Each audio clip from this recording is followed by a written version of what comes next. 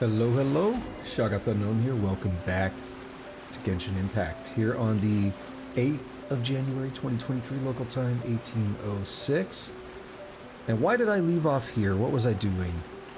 Was it anything specific? I have this quest, Suyuko. Who is this? Alright, let's figure out what's going on. My plan for today is to catch up on more questing. Enkanomiya. That was one that was pretty special in terms of lore, as far as I'm aware. I've seen some lore videos and stuff, and Enkanomiya shows up a lot. So I'm curious about that. I guess we can look into this as a first stop, and then once this one is done, we can see how much time there is, and I can look into another quest as well. Also, let me try something. This is gonna look goofy, but awesome. I wanted to test that on a game live. I tested it earlier. I've been playing Metal Gear Solid on stream, and it's a 4x3. I mean, I can have it stretch, but it was a little bit more stretchy looking than I wanted. So I was like, let's come up with something where I can dynamically shift between the two. And then maybe I could put a border or something. But it's a improvement over having to manually toggle it every time, like, or not toggle, but manually go in and set it up every time. Yeah, so just to recap on kind of what's been going on recently, last time we did the Yaimiko quest, and then we did a couple just random, like, world, are they called world quests? I think they are. Whatever they are. Story, yeah, world quests. So we did a little bit of world quest stuff, and you see I have a lot of world quests, and they can block things from happening. Like if someone in a world quest is involved in a main quest or something, it'll show up and say, like, so-and-so is busy. And it's very distracting when you're doing that, when you're in the middle of the quest, and then it's like, oh, you can't continue. Again, I think that they should put a system in where whichever quest you have active becomes the one that actually takes precedent. That way you can do whatever quest you want whenever you want. I can also kind of respect that it's like a consistent world, but yeah, whatever. I'm not going to complain about that. The point is that I've had a lot of these quests for like a year and a half now, from back before I stopped playing the first time, like the big, long, almost a year break. And I'd like to start taking care of some of those and just catching up on things. A lot of reading today, though, for these world quests. Hello there, Shagath. Hey there, Suyuko. How have your preparations for getting that coral thingamajig gone? Alas, our work has been troubled thus far. You know, Suyuko, you can make as sad a face as you want, but you're not convincing anyone if you keep glancing at us meaningfully like that. Aha, I see. So you too have realized the severity of our situation. In that case, I shall hide it no longer. You weren't hiding anything in the first place. We did obtain the key of the moon-bathed deep, yes, and Enkanomiya is slowly awakening. However, we are quite short on manpower. As such, our investigations are proceeding at a slow pace. These are uniquely trying circumstances, after all. We do not yet know if relations with Narukami Island will indeed warm. You know I'm only one pair of hands, right? Ah, but that's a different matter. You know that according to tradition, a hero is vital to the process of obtaining the coral. We must set up a base and assist the hero in retracing the paths of our ancestors before finally facing the trial. In this manner, we shall build a steady road to victory. Or that was your plan anyway, and you can't carry it out because you lack the people. That is absolutely correct. Not to mention how we have seen neither hide nor hair of our most vital character, this hero. But wait, I think I see it now. Our hero has a head of blonde hair. Ah, this sounds super troublesome. Paimon doesn't think making this trip is a great idea. Ah, but exploration usually leads to the discovery of rare treasure. I mean, such things would usually be given over to the Enkanomiya clan, of course. But if you were to find something, why, I suppose we could simply close one eye in this case. You know, I think we and Madame Kokomi get along pretty well and all. Our hero, our gallant warrior, our paragon, our savior. Does this mean that you agree then? Well, how can we leave Enkanomiya in such a time of crisis, right? Wonderful. It certainly seems that the methods recommended by Madame Kokami are quite persuasive indeed. She even anticipated that you would indeed return to look for me. Sorry, what did you say? Oh, nothing, nothing. In that case, please come with me. I would like to show you something. She just walks off the edge. Let us meet up at the altar below the area ahead of us. If we can't see it, then just look to the southeast and squint.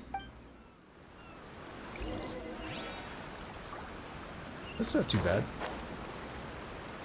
Do a single glide to get there.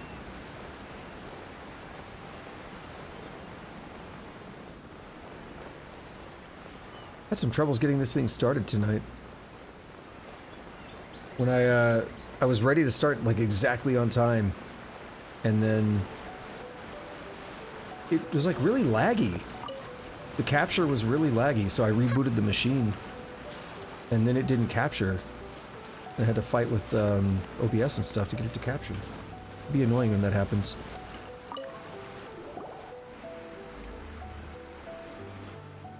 We call this a key sigil. It was once heraldry used throughout Enkanomiya. It only resurfaces when the road is about to be opened. This is said to be a second set of keys that are sent to the people of Watatsumi Island when Enkanomiya awakens, and our records show that there are a total of 5 types of key sigils. At the moment, we have found 3 of the 5 on Watatsumi Island. We can then operate them in this manner to return them to their proper places and release the seal.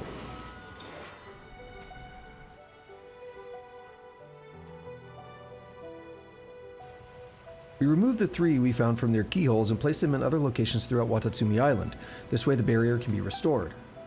The purpose behind doing that, of course, was to prevent children, Fatui spies, Narukami Islanders, or Outlanders from sneaking inside. You're not in that Outlanders category, don't worry. We're presently unable to establish contact with the Adventurers Guild, so no adventurers are allowed down there either. Did you ever let them go down there anyway? There are such historical records. We were looking for a win-win arrangement, you understand. It is always good to have people whose strong suit is exploration around, yourself included. Oh, so this means that no one's stolen a march on us this time, right? Whoa, Paimon, manners. Well, how should I put this? I doubt that our temporary barrier restoration was completely foolproof. Some time did pass between our investigating the key sigils locations and removing them from the keyholes, so some rats may have scurried in during the interim. We're short on manpower, after all. In short, if you encounter any Fatui, treasure hoarders, Kairagi, or any of their ilk, feel free to teach them a lesson. Wait a minute. If they got down there so easily, what was the point of us getting that moon-caked whatever again? Enkanomiya will only awaken if we retrieve the key of the moon-bathed deep. Similarly, only that key can activate the trial system within. And if there are any who did not enter Enkanomiya to perform the Watatsumi Goryu Matsuri, well, there might be some other twisted, winding way to get in. Who knows? Either way, please retrieve the other key sigils on the island with all haste. The key sigils have been placed at the fin and the heart of Watatsumi. As for their 2 altars, they can be found at the line that connects either shrine and Sangonomiya Shrine, which intersects with the second mountain wall that surrounds the moon-bathed deep. Well then, I'll wait for news from you at the usual place. Please mark that on my map. Good. I was like, that is a very descriptive thing. And if this game were designed like that, where it was always follow directions rather than having quest markers, I would actually like that. But it's not designed that way, so I don't want it to just happen for one random quest, unless it makes sense in the context of the quest. But it could be like a Elder Scrolls 3 thing, right? Where it says, oh, to get here, you've got to follow that road until you hit a fork, and then turn right, and then, you know, go off the road and follow the mountain, or follow the coastline until you see a rock cairn or whatever. So it's under the water, it's this thing, okay. Like, I like that stuff in Elder Scrolls 3, but again, that's how the game is designed and presented. If you just randomly start doing that in a game that doesn't really revolve around that kind of play style, I don't think it's enjoyable. Again, unless it really makes sense in the context of a given quest. Okay, I might need to do this again. Unless I can get up there now. You know what's messed up? I played Morrowind about a year ago on stream. It was in February. It was like late February going into March. And I was thinking about it today, like I kind of want to play it again. That's one of my favorite games of all time.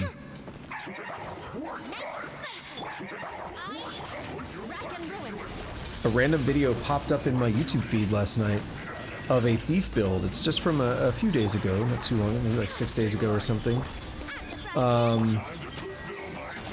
So it's fairly recent, and it was a thief build, and they were basically showing, like, here's all the skills we're gonna go with, and then here's like a route to actually, not min-max is maybe not the right word, but here's a really good way to get yourself started on this build. Like, here's all the people to talk to, here's all the items to steal, all that fun stuff. I was like, man, I kind of want to do that. I was actually thinking about doing something after that Morrowind playthrough, and I actually started planning it out. I never did it, but I considered doing a second Morrowind playthrough just for YouTube, so I wouldn't be streaming it, but it was going to be like a roleplay kind of playthrough, where I basically speak in character instead of normal commentary, kind of introduce my character, and avoid any kind of min-maxing, and just focus on, you know, who is this character, what do they do, right? This is the way out, right? Yeah, it is. So the idea that I had, the one that I was planning out the most, I had a couple in mind. The one that interested me the most was actually going to be someone with basically no combat skills, and their entire, like, lore is that they were a merchant, some kind of trader, so they were going to be Imperial, and they were basically a merchant who got into some trouble with the wrong people. Okay, where am I supposed to, where's the exit? I'm just going to warp out of here. They got into some trouble with the wrong people, like some debt or whatever, and they fled from Cyrodiil over the border into Morrowind, and then they crossed, they took a boat to get to Vardenfell, and that was kind of their, like, how did they end up here, what, you know, what's their deal? And then, again, they were going to be, like, not a combat character, and maybe I would eventually give them a reason, like with the Dark Brotherhood, to learn combat, but initially it was, the entire purpose was like, you are literally just a merchant. We go from like one area to another, we try to get better deals and stuff, and then we stumble across things, but I don't want to just, oh my, I've played the game 87 times before, I just happen to know if we walk in here we get this item. So everything would have to be justified by the knowledge of the character. Because that's one of those games where I could do that and I could say, oh, I know if we go in here we get this armor, we get a really valuable item. So I'd have to really be careful on how I kind of plan things out and approach things so I don't accidentally lead it that way just out of habit. But I thought it would be really fun. I really wanted to do that. I spent a lot more time than probably... Yeah, why are the ruin machines attracted? Are they like giving off similar feelings or what? That's what just happened at the bottom there. I spent a lot more time than you probably think planning that out. I think I had a character name and everything. It's like a very imperial sounding name.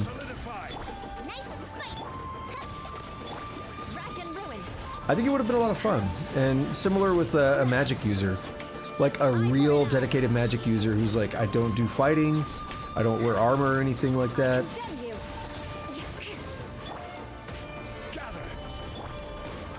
Only one at a time, but these are things I was like really, I thought would be interesting.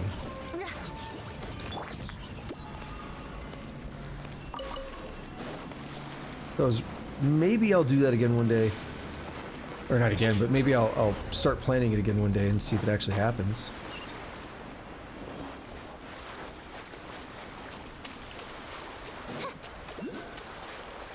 So we have sigils. We have a couple things here. See, how have I not obtained this before? Probably because there's a puzzle here.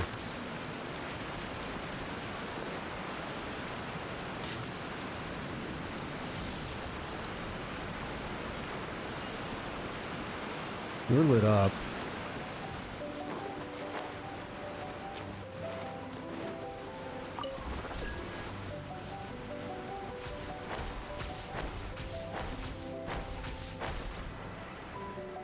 Is there a reason to be up here? I don't know, but we'll go back for this chest because it's going to bother me if I don't.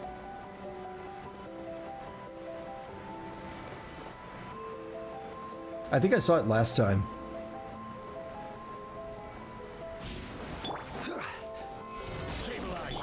Let me try.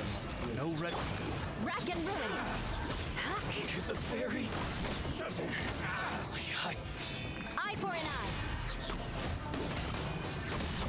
I don't feel like messing with this guy. Okay, he died.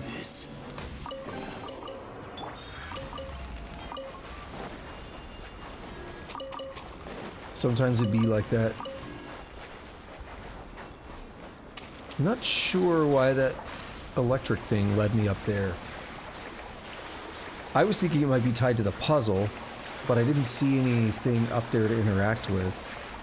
Oh, am I gonna? No, okay, I'm good. It's like, am I gonna run myself out of stamina sprinting like that?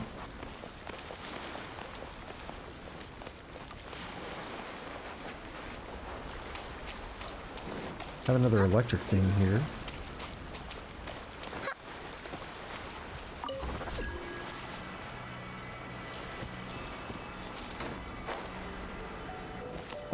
I can't. Wouldn't let me zip up there. It's okay.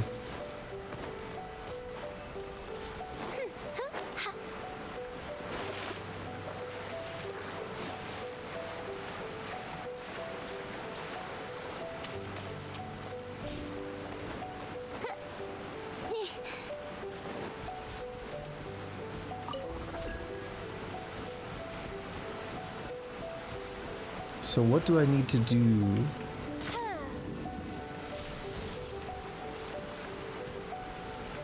To make that thing happy?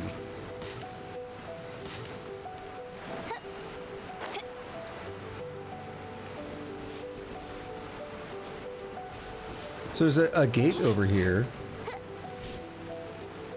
Oh, there's two here. Hold on. It's lit up, I could see it glowing.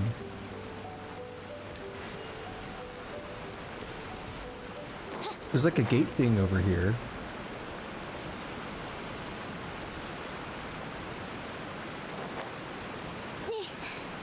And I would think that might take me there, but it doesn't seem like it will. I think I've tried this one before. Oh. Wait. Is that it?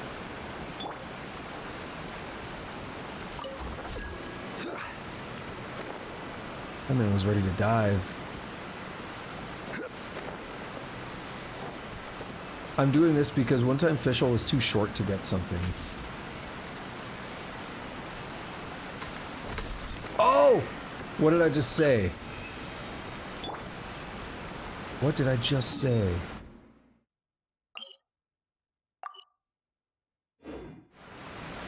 Alright, now we can do these things again. Well, not again, but we can get to these things.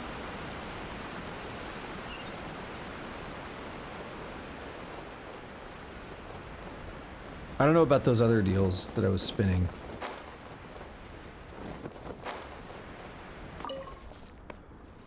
The ancient altar is overgrown with moss. It seems to have been a long time since it was tended by anyone.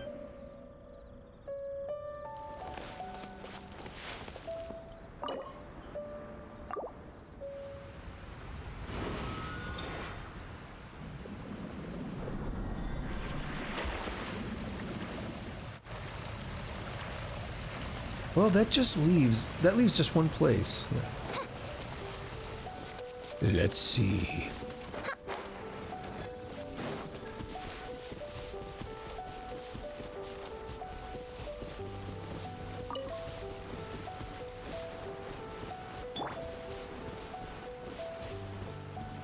I see that chest out there. Nice and spicy. It's my lucky day. Rack and ruin.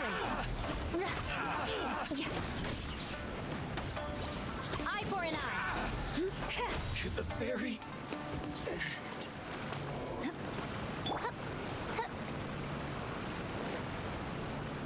Don't even care what they drop right now.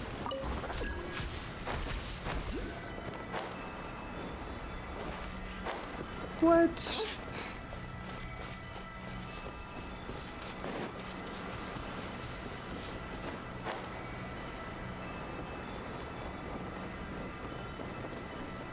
Is there a reason I don't have this? Is there a force field around it or something? Because it seems too easy. Stabilize. Out of the frying pan. Rack and ruin.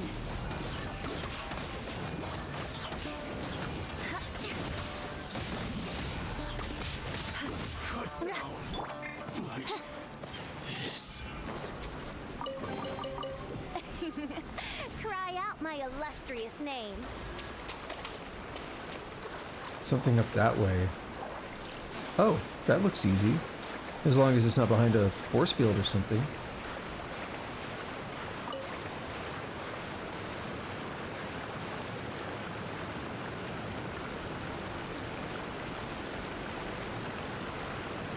Water looks kind of weird from here.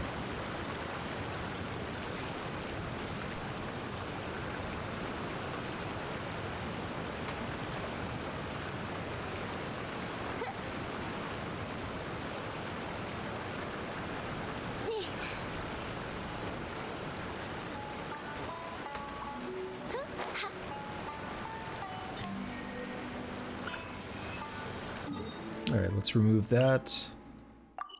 Didn't expect to be grabbing these.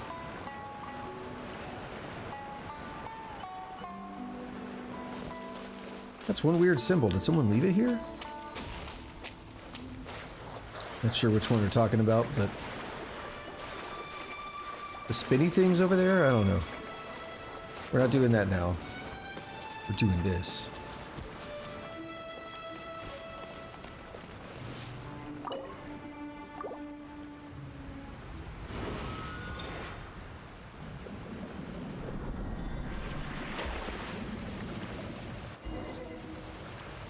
That should be all of them. Let's head back and look for Suyuko. You mean like this?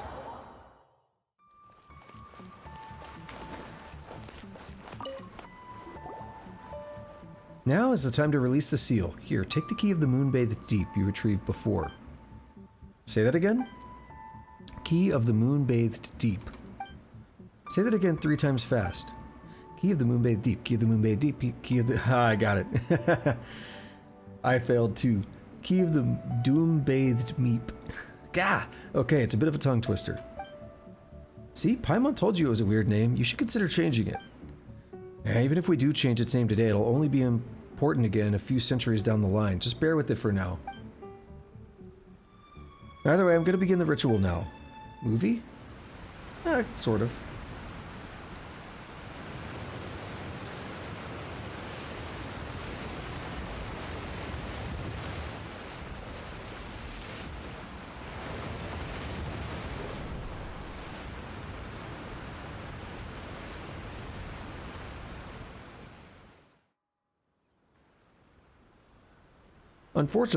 Unfortunately, we do not have any details as to the nature of Enkanomiya's trial, so you'll have to rely on yourself there. If we must blame anything, we should blame stupid traditions that are supposed to preserve mysteries. I wish you good luck. Also, please do not push yourself too hard. Your safety is of utmost importance. And before I run out of room for weapons or something while I'm in there. Do I just dive in? I don't want to fall to my death. Okay.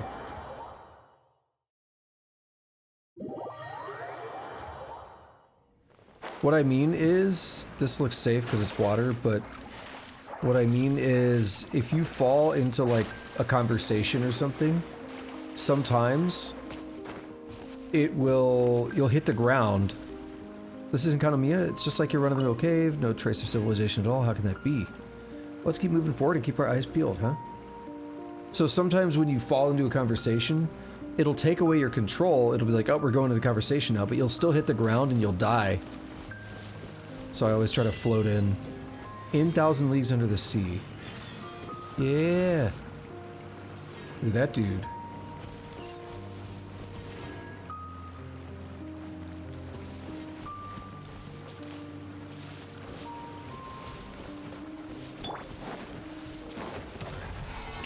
Right, you are new. I was like, I don't recognize you. Primordial Bathysmal Bishop. A predator that lies in wait within the pitch-dark, watery depths. It appears to have adapted to some unknown power out in the deep seas, such that it can use elements other than hydro. When it faces strong foes, it will use its powerful cleansing shower. Characters hit by this attack will lose a certain amount of elemental energy. If they do not have sufficient elemental energy, they will lose health.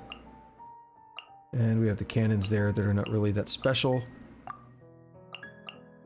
Key sigils. The images known as key sigils originate from Enkanomiya, and there are a total of 5 of them. Just as one key fits one lock, each one of them can release the seal with a matching image. Collect them all and use them well. Booba, get them! No rest. I condemn you!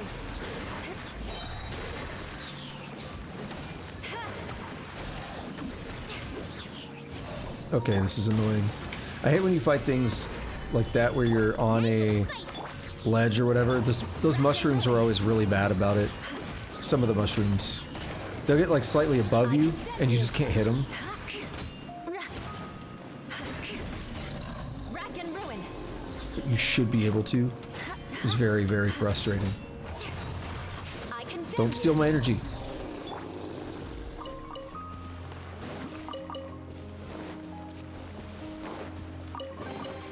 Destiny has brought me hither. Have a challenge in here.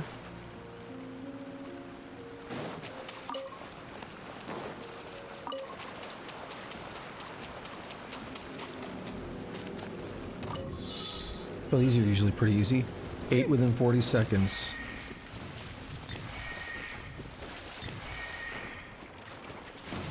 Hey, you leave me alone, bro. I'm over here collecting stuff, alright?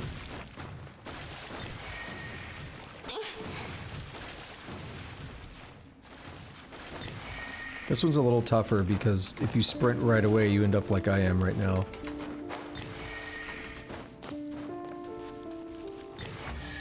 Still not bad. Destiny has brought me hither. Hey Rose, what's up?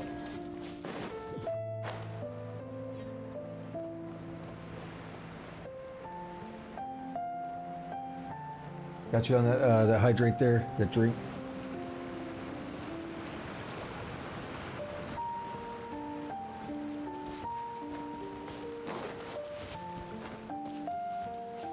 Oh, we got a Sealy. You're different too? Bolt Eater, Bathysmal Bishop. Predator that lies in wait you within the pitch-dark, watery depths. It appears to have adapted to some unknown power out in the deep sea, such that it can use element. Okay, yeah, same thing. When it faces strong foes, it will use its cleansing shower, blah, blah. That's the same thing. It's just a different version, a different name. I'm okay. Metal Gear Solid this morning. It's, you know, one of my favorite franchises ever, so always good. Good to be catching up on some stuff here that I, you know, missed out on a long time ago. Got a bit of guitar practice in between streams.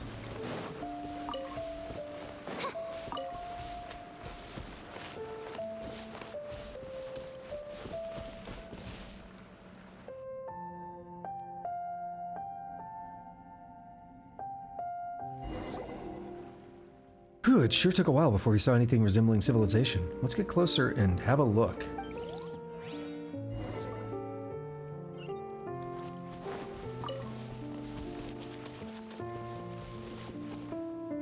Oh, that's gonna be good. What do we do here? Oh, my favorite challenge.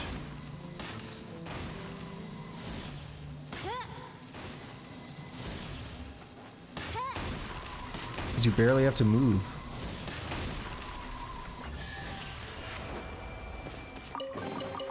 Destiny has brought me hither. Oh, I missed this. Yes.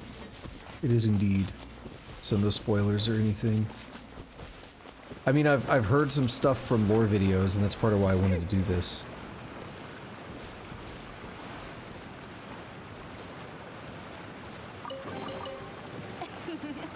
Cry out my illustrious name.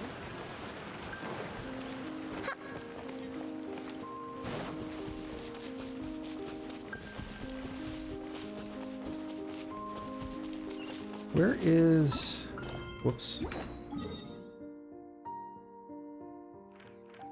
Oh. I never looked yet. Okay. I see what we're dealing with.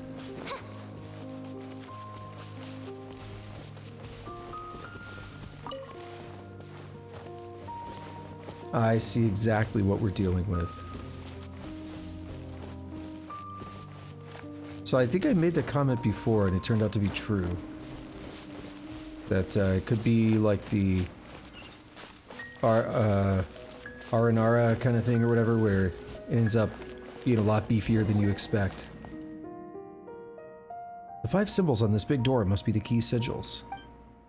Let's have a look around. From what we've experienced in the past, we'll probably need to do something else first.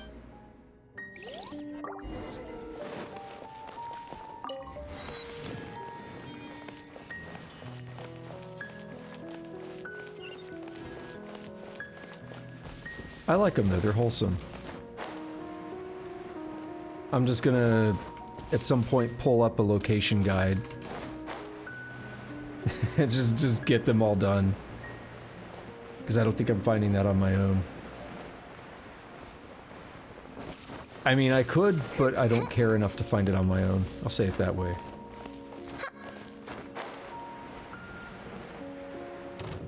Oh no, I don't want to fight you guys. Pyrospectre. When it takes a single grievous hit, it will build fury. Maximum fury, it will expand, and yeah. Here, have some fire. You guys like that, right?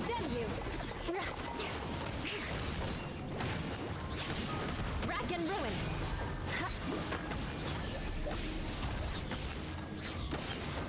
I condemn you. Let's pop that so I don't burn.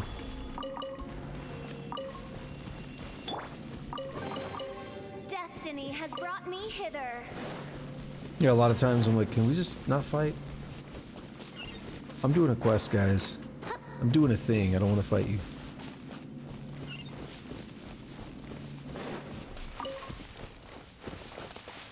Alright, I guess I'm gonna go up there and see if there's something interesting. Oh, this is tall. Alright, I'll stop jumping.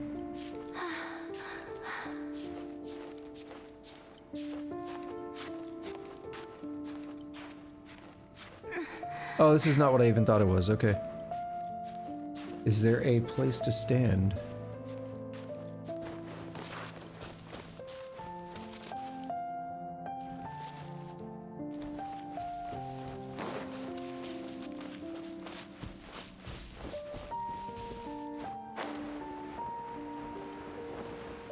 Is that what we're going for? This stuff? Oh, it is. Yeah, my bad. I thought it was inside. Alright.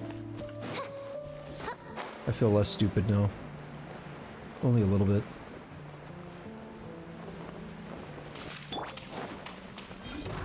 Solidify.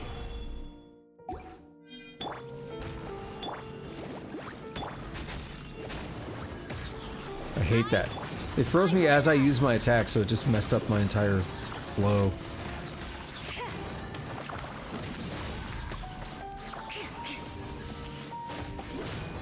Rack and ruin. Stabilize. Eye for an eye.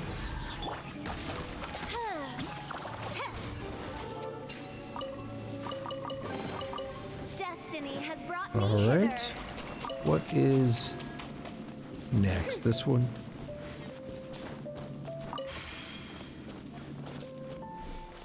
So far, so good. So what?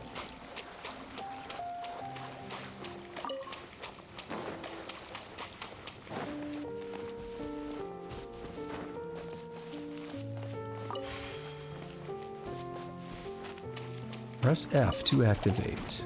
No, why? Leave me alone. Leave me alone, dudes. I condemn you. I'm here to quest.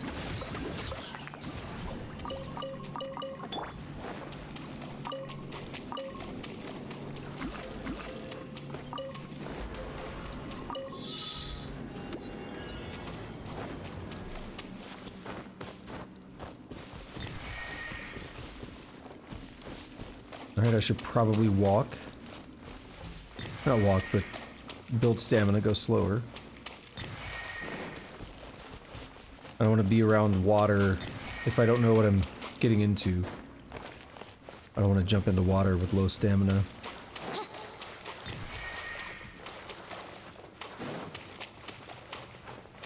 Whopper flowers. You guys stop.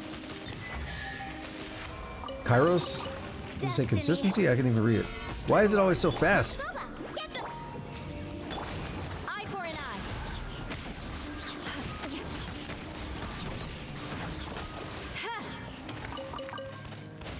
eye. Alright, I don't care about that one. I do if you're gonna freeze me. I'll go back there and whop you upside the head.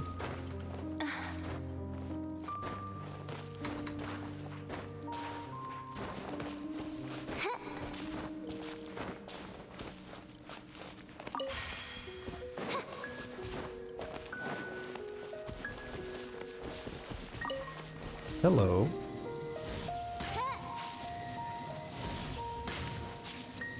I like this. It's an easy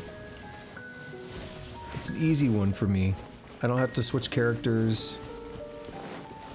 No, I can't find the last one. Oh, right there. What? Did it just... I heard a sound.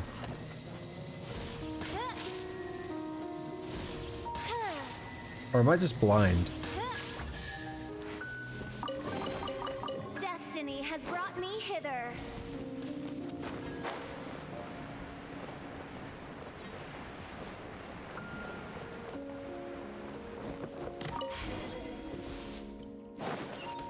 Alright, let's go back to Legate.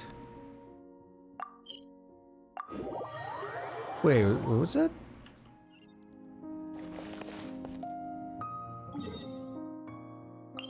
Oh, they spelled it differently.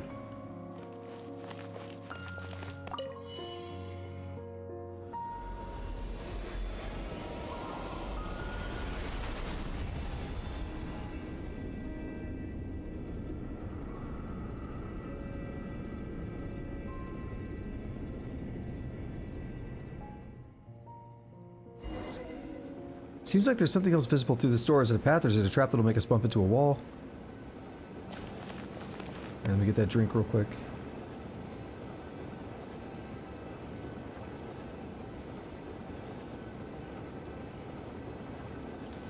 Alright.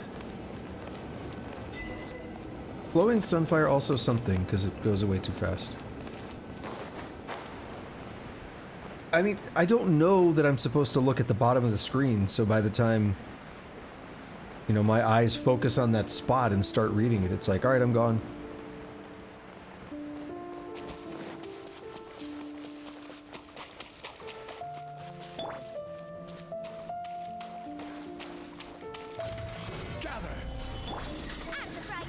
I would say pretty much.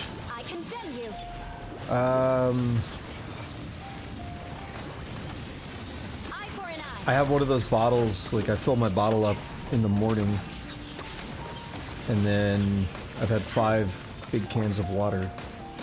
Stabilize. Nice and spicy.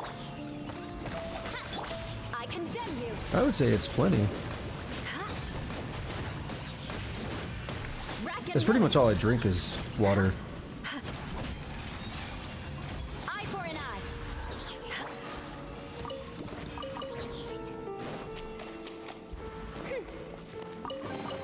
Like I've already had Has over brought the me hither. recommended amount. Doesn't mean I still don't get thirsty or whatever, but...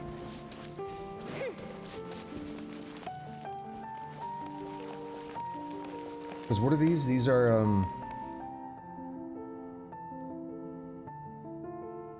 I'll just round it. I'll just go down. It's actually 17 ounce, but 16 times 4 is 64. I've had 5 of them, so another 16 be what, 80? And then I had a 20 ounce one when I got up. No rest. I condemn you.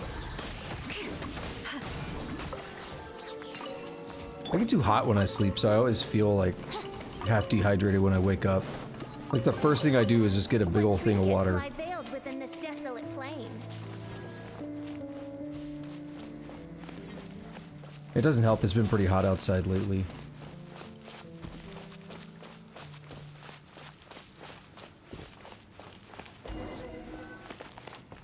We had a couple weeks ago, it got down to below freezing for a bit, and then it's like, nope, we're done with that. It's gonna be hot again.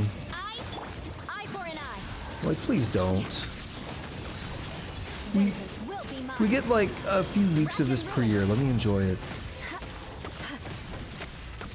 It's not a bad outfit, it was weird at first to me, because I'm so used to, like, the original. And over time, like, because I originally thought, like, I'll probably change it back, but I got used to it and I'm fine with it now. Destiny has brought me hither. I'm always kind of weird with alternate costumes in games where I'm not as... I usually like the original, I don't really like to change it. But I guess over time, I just normalized to this one. Looks like this is where we need to use the key of the moon-bathed deep. I would like snow here. We haven't... we had a tiny bit come through when it was below freezing a couple weeks back, but I didn't get anywhere I'm at. Just in the general area, we had a tiny bit. We don't get much here. We usually get ice once or twice a year.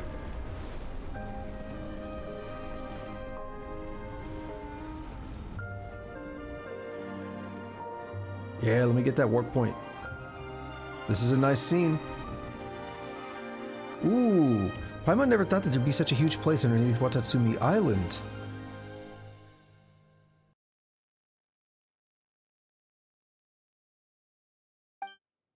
Looks like our goal is that place in the middle. Alrighty then, Shoggoth, let's head in, steadily now. Those ruins seem to be closer to us. Let's start there. Buildings means people, once upon a time anyway. And where there's people, there'll be writing. And where there's writing and paper, there'll be those hints that we can't even read. I can definitely understand and sympathize with that, like, your problem there, why you don't like snow. I do like actual snow. I don't like ice, where you just get the roads freezing over and stuff. So I don't like that. But I like actual snow. But a lot of it is just... I enjoy it just because that means it's actually... To me, it actually feels good outside if there's snow.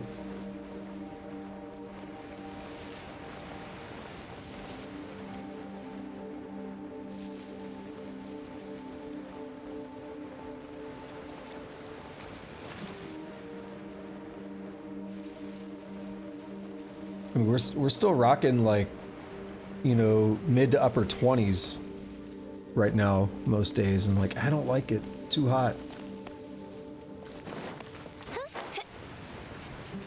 You remind me of some dudes. I'm not gonna hurt you. Remind me of something though. I need it to be cold to be happy. Oh, No rest. yo, he was out of there. He bounced off that dude's head and was like, I'm gone. I haven't got the replays set up again. I would actually have replayed that.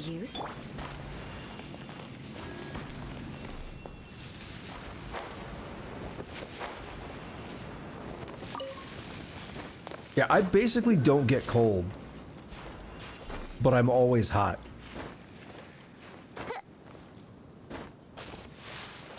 It has to be below freezing before I start really feeling comfortable.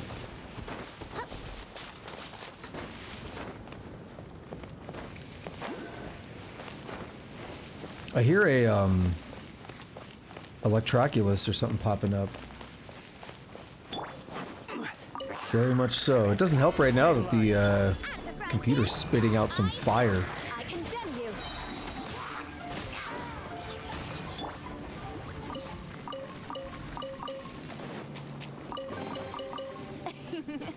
Cry out my illustrious name. Where's this, Electroculus that I'm hearing pop up? It seemed like it was this way. I didn't look at the map and see it, but I kept hearing it.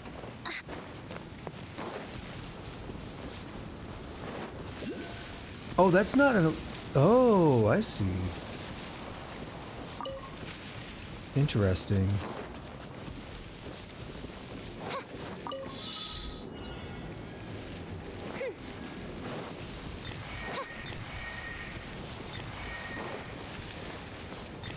We'll figure that out when the game tells me. And no spoilers, though. What trinkets lie veiled within this desolate plain?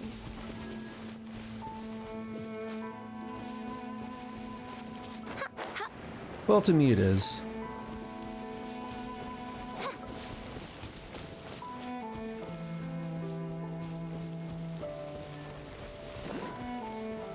No, don't worry about it, you're good.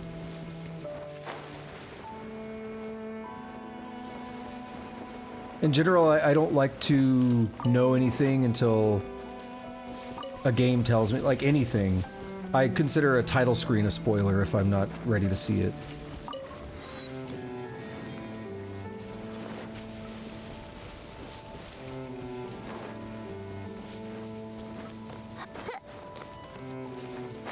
So if it's like a game that I'm gonna play, I don't want to know anything at all about it. Okay, it is both of you. No, you're good. I'm just saying in general, like for new things that I haven't seen. Freeze to the core. Rack and ruin. That's it for any game. It's not unique to this. You gonna wake up? Eye for an eye. Oh, you're the thing that's... Yeah, you're the thing on the map, so... Rack and ruin. That makes sense. I Stabilize. think you are. At the frying pan? Eye for an eye. I condemn you.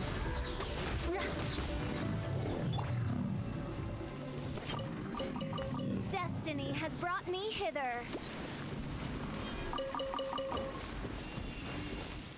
Okay. Is this... Might be related to this? I'm gonna try and get on top. Okay, that's not happening from that angle.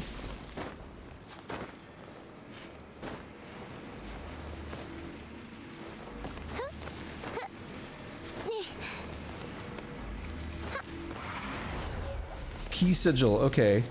Sigil passed down through Watatsumi Island and something is all cut off. So there's probably... I didn't see anything up here. So there's probably one down, like under this, maybe? Because I don't see anything up here.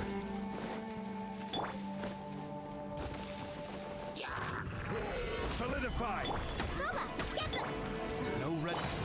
Eye for an eye. So my general thoughts on, like, information and spoilers on things I that condemn you. I haven't seen is basically I go with pure blackout. I want to know as little as possible. So I don't watch trailers. I'm very particular about trailers because I think they spoil too much. I've seen trailers in the past. It's like, oh, you just showed like the last boss or something. Like, why would you do that? I don't understand it. Square Enix is really bad about it with some of their trailers. They've shown like critical plot points in games. I'm like, that... I've seen trailers where they show like a character dying, and I'm like, why would you do that? That's terrible. So not all trailers are that bad, but I generally like to avoid trailers because I like the surprise. What trinkets lie You know, I veiled like to within go this in not desolate knowing plain? what to expect and just completely experiencing it like as intended from within the context of the game alone. Oh, didn't want to do that. Oh, that guy just fell. Nice and spicy. No rest. Eye for an eye. So that's how I like to approach things. I think there's a joy to not knowing what's going to happen. Open. I think there's a real joy to not knowing what's going to happen. And we'll put a marker here. I was watching a couple videos of Metal Gear Solid recently, and it was two people playing. One of them had played them before, the other one hadn't, and they were being really careful about spoilers, and I really appreciated that, because they, you know, the one that had played was really watching chat and stuff, and making sure that, you know, even people like hinting like, oh, this next part's going to be epic, like even stuff like that, they were kind of holding off on. And I really like that, because as I'm kind of watching that, to see someone play it for the first time and experience it vicariously through them, taking me back to when I first played it. And it's, you know, it was nice to see them actually caring about preserving that experience. Rack and ruin. Yeah, the Square Enix stuff was really bad. I don't even touch like any of their trailers or pre-production material for games, because it's not even trailers at this point. What Square Enix likes to do is they'll also release like entire things on characters. It's like, here's this character's entire backstory, and to me, I always wonder why you would want to know that before playing the game. Like, to me, the game should be the one giving that backstory. You know what I mean? Like, I can't fathom why you would want to just watch something that tells you all the lore of the game before playing the game. But Square Enix seems to think it's a good idea. I know they've done that with the last few Final Fantasy games. They're like, here's all the characters, and here's like their entire stories, and here's how the world works and everything. And it like takes the mystery away. Get that drink.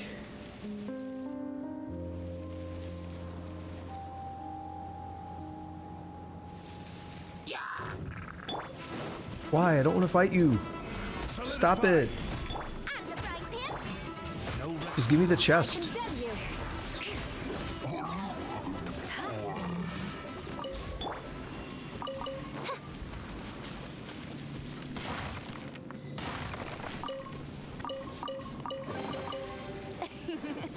Cry out my illustrious name.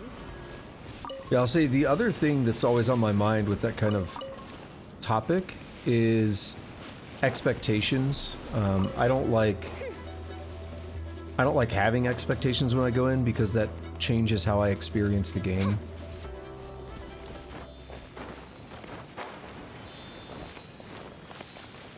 I've had games, you know, sometimes things don't live up to the expectation. Sometimes things are better.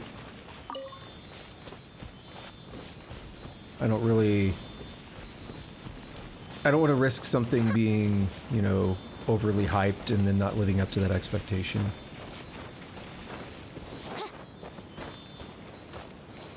So then there's an interesting question of how I even decide what to play. It is a difficult question. Cry out my illustrious name. I was looking so much at the map, I didn't even see this thing right in front of me. I was like, huh, where is it? I'm just staring at the mini-map like, alright, give me the things.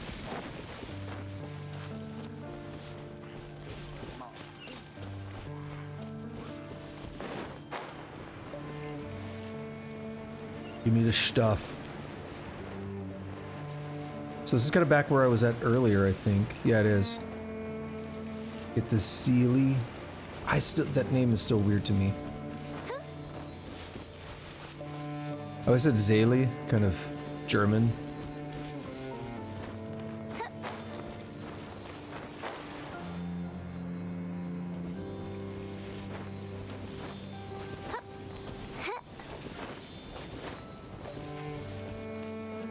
But they voice acted it, so Stabilize. I'll do it their way. Well, get knocked off. I summon the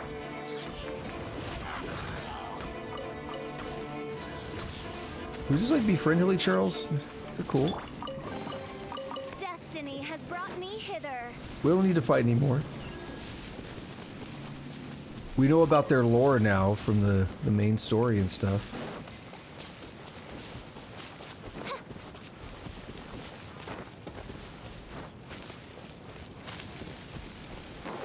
Speaking of, what is the... Oh yeah, it's gonna be a while. Oh no, wait. Who was last? Who was last on the banner? No, it was the Wanderer. Right? Tainari. So it was the Wanderer, okay. I want to see what it says in here. It just says Wanderer, okay. Because you could name him, and that was all weird. So, like, it changed certain things in the game. I was wondering what it would show in the menu there. So, if I'm reading that right, then we're a week away, basically, from... So, like, next week, next Sunday, I'll still be just doing cleanup like this. And then the week after, it'll be the... 3.4? Or 3.5? I've lost track of versions.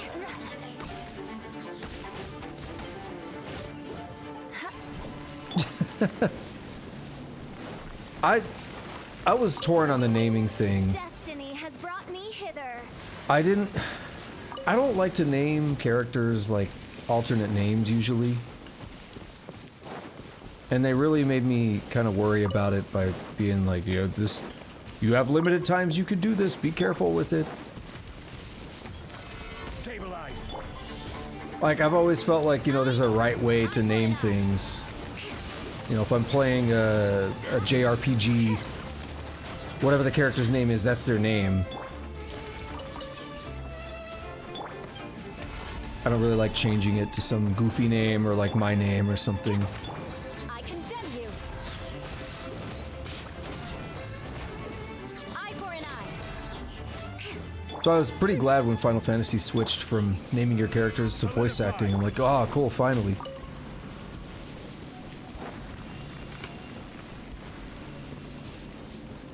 So this isn't going to be like the things in Sumeru. Probably not.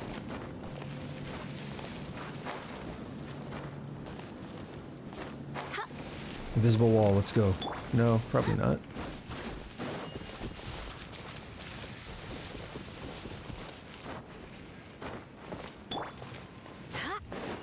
Alright, we'll come back to that one day. My philosophy on things like that is always, first time I see it, if I don't readily see something, I come back in a bit, because I assume I might find an easier one, or it might show up in a quest, like, oh, see, I don't even have a material I need to do something. So, just let it sit. Don't waste time on it. It's like taking an exam in school. If I don't know the answer, I don't know the answer. Stabilize. Nice and spike. I'm not gonna waste more time on it than I need to right away. But if I were, like, seeing something change and I was interacting with something, I would have been... I'd keep working with it. Solidify. Yeah, it's like the clearance things in Sumeru in the desert. It's like I'd come across those and I hadn't even done the quest. It's like, wasting my time with this is not gonna help, you know? Where is this thing at? Is it... It's gotta be... There's a chest up there. I think it's gonna be in, down below. I see a door.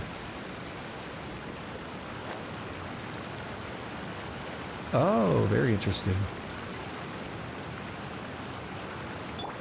Not what I expected? Stabilize. What are you? Rhyme biter. You're like the same as the other ones, though. Oh, you suck because freezing me. Come on, I'll freeze you. Eye for an eye.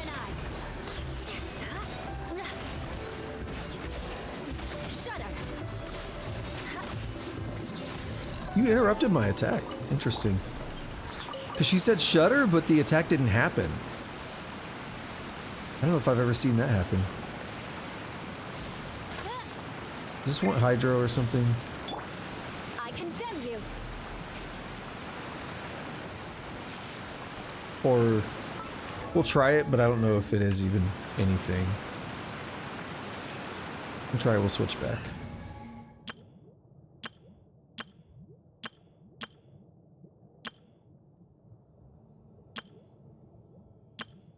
We'll just swap Eula real quick. This is destiny.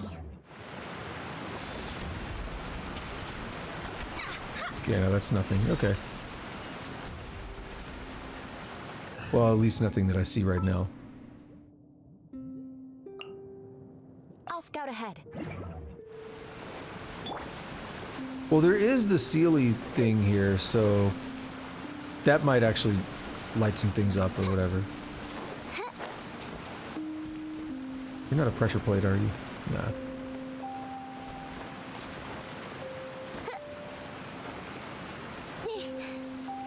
This is not what I expected down here. Although we're getting through, like, into the middle of the map pretty quickly. Now, I understand why I did hear this mentioned before.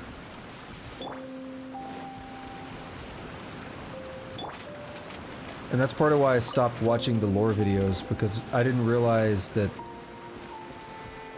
side quest kind of stuff. I mean, I knew there should be some relevance at some point, but I didn't realize that there was so much key stuff in side quests.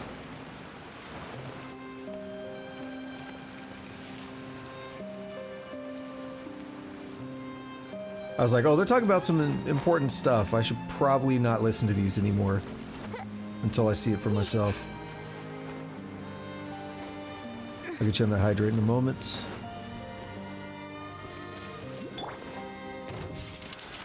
Don't hurt me. No rescue. Eye for an eye.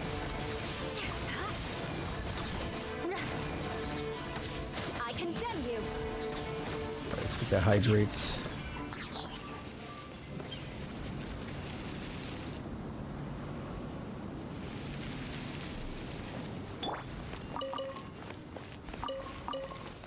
Alright, so we have like 3 of these things.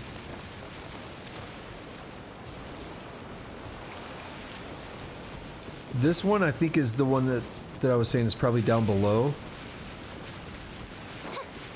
And I don't see anything else up here to grab. So let's go to the next one.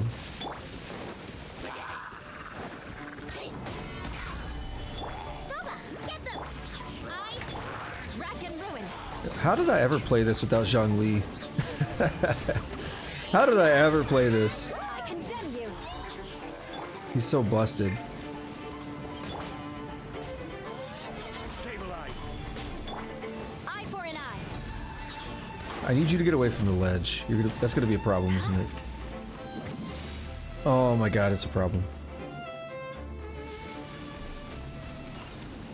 I hate when that happens so much. Okay. Gather. I hate it so much. No rescue. You gotta wait for him to come back, and it's just annoying.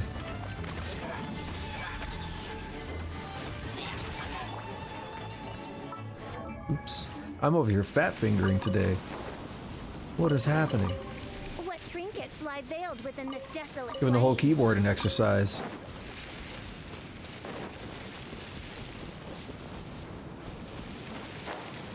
Gotta make sure all my buttons work.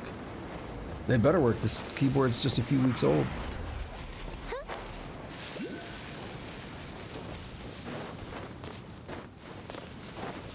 I had some buttons starting to double tap, and the keyboard was a few years old, so I bought a new one a couple weeks ago.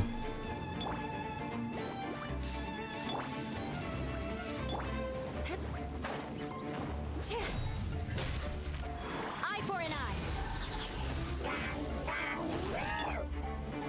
Stabilize. Nice and spicy. Come back. Baby, come back. Rack and ruin.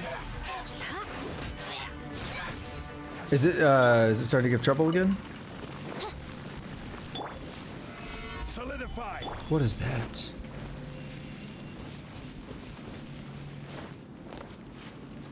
I'm intrigued by it, but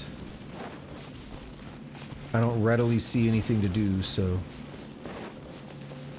I'll come back later.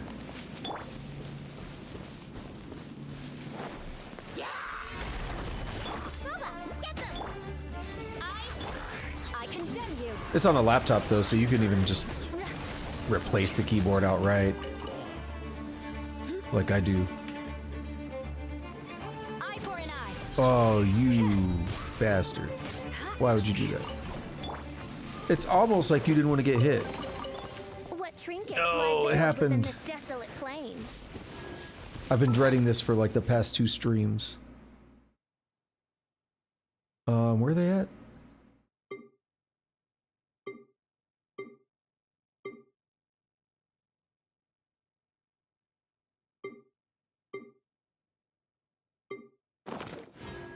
I forget it. I'll go in here, I'll just pick someone random. Here, you get a new artifact. You like it?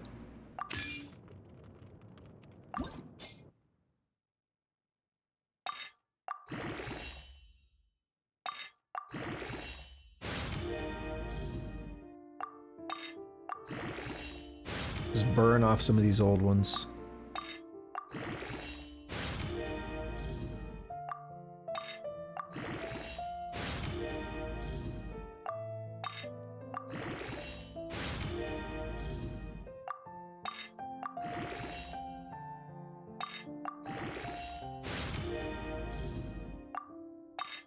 I'll just be like the best artifact I have for some reason.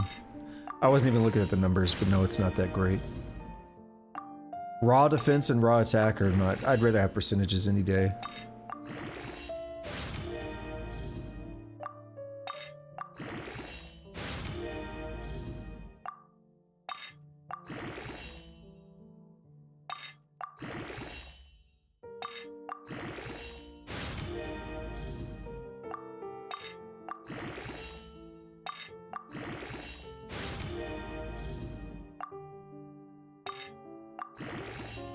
See, my solution to the laptop thing is I don't use laptops. I mean, I have a laptop, I have a work laptop, you know, that they give me, but I like try to avoid at all costs using it as a laptop. It's always plugged into monitors and keyboards and mice and stuff. I've never been a laptop person. I had one once of my own. And not really a fan.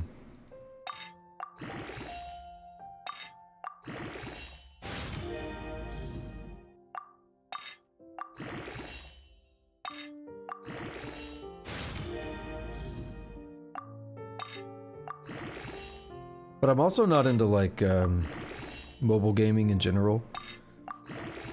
I say mobile, I don't necessarily mean phone, I mean like portable gaming, like handhelds and stuff.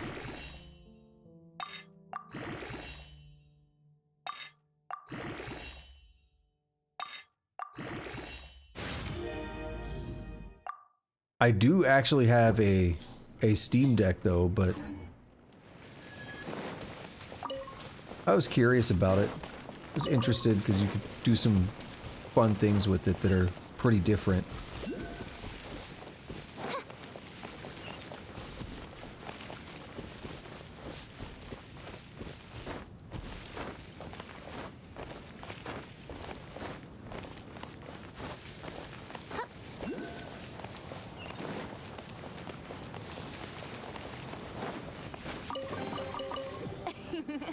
Cry out my illustrious name.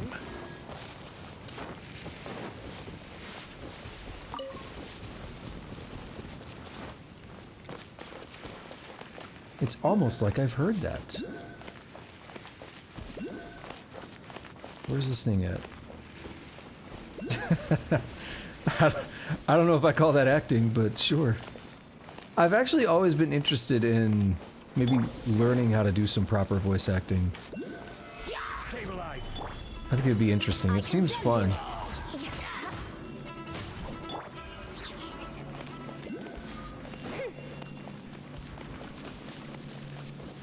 Look what I see. I got into Final Fantasy IX a little bit when I played through it about a year ago. I tried to do like different voices for the characters and stuff.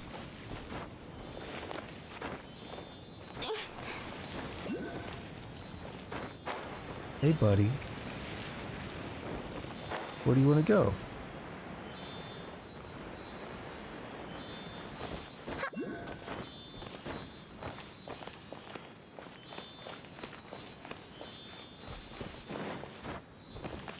Yeah, I do think it'd be interesting to talk to like a coach or something. Really figure out the right way to do the control. Like, because I was always interested in imitating voices. I mean, I do some vocals and stuff, but Cry out my illustrious name. I don't know how to translate what I do vocally into like voice acting. Triangular mechanisms. Within a certain distance, attacks can be used to activate mechanisms. They'll reset after a while. If you find that a mechanism is currently damaged, try switching to Evernight. They'll fix themselves right up. So I don't know what that is yet, so thank you for spoiling it, game.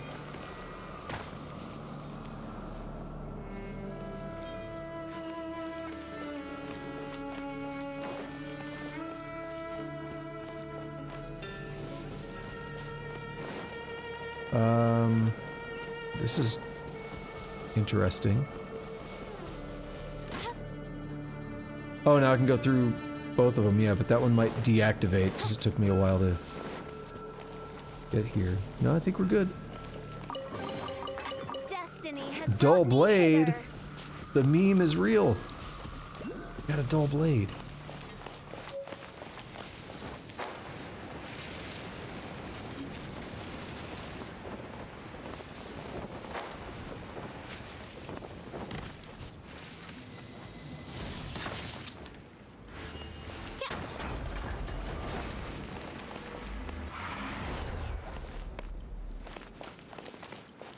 Mora? Yep. There's another one, like, right here.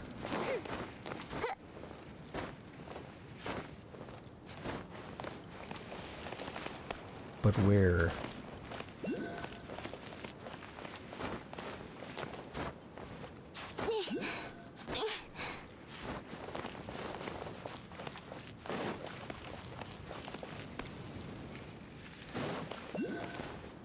Probably up. Maybe up. Yeah. Because we haven't really gone up that way yet.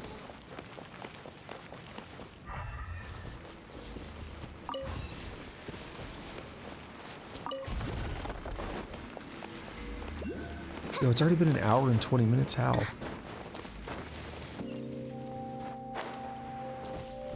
It's going too fast.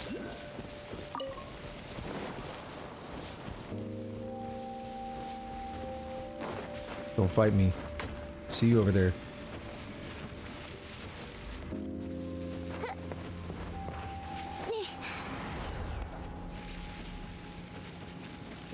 Ah, there's definitely stuff up there. Got it.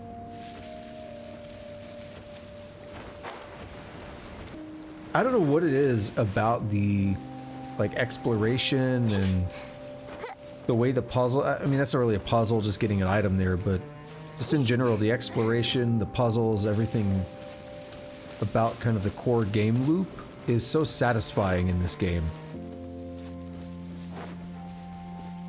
The environments are beautiful. I absolutely love the environments in this game.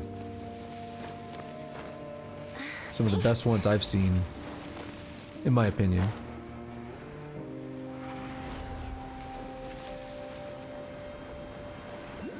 Jaeger is live. You want to move? Okay, good. I was like, where aren't you going, buddy? Oh, you really want to make me fight them? Okay, good. Thought we were friends. I have, yeah. That was definitely one of my favorites. I thought you had to yeah, you had to get through the main quest.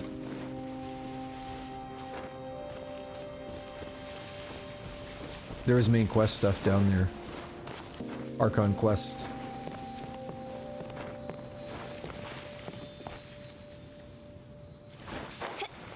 We have to go up here? We do.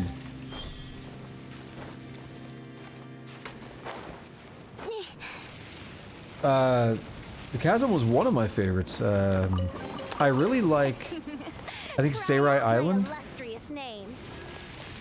with the big storm on it. This place is really cool.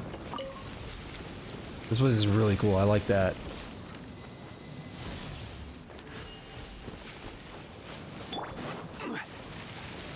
Solidify. Like the way Sarai Island looks, and you can see it from a distance.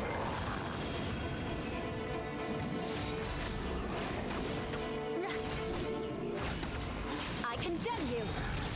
Or are you talking about? I'm talking about aesthetics, right? Oh, you might have been referring to, because I mentioned like the exploration My and illustrious name. puzzles and stuff. So yeah, I think we're talking about different things maybe. I'm just talking about the aesthetics mostly. When saying that was one of my favorites.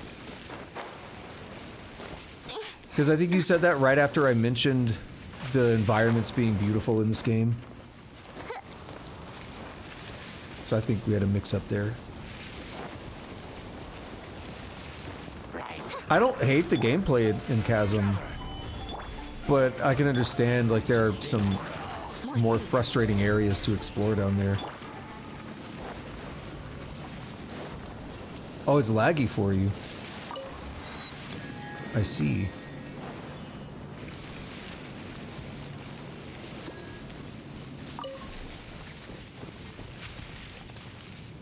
Yeah, that's probably a good reason to not be as excited for it. Where is this thing at?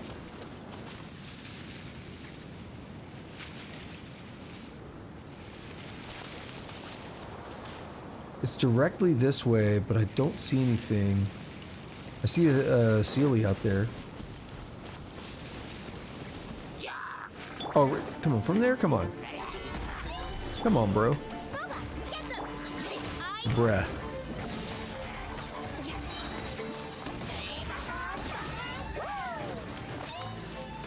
I haven't had any areas that have bugged out my computer or anything, but I also have a really good computer, so... If it does, it's the fault of the game, probably not my machine. I condemn you. Or optimization or something. Stabilize. But I haven't had anything like that on this game. Eye for an eye. Oh, what? I know I didn't directly hit him, but I mean, it usually just does an area thing. Cry out my illustrious name. That man was like, I'm not dying today.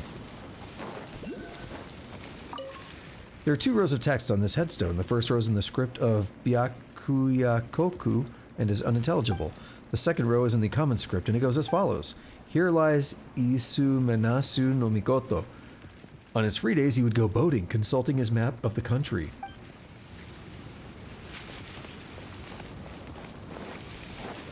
We got another one of these things over here.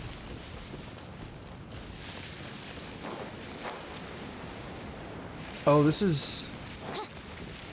Yeah, this is one that I still didn't get. Oh, there's... I've been up there. But there's stuff over this way. That's... See... That environment. Hold on. Ooh. Good find. Is there... Ah, there is, see?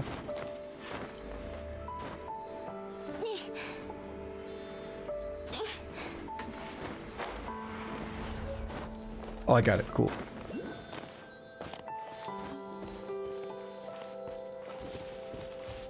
This environment, this little, like, glowing pond and stuff, I love it.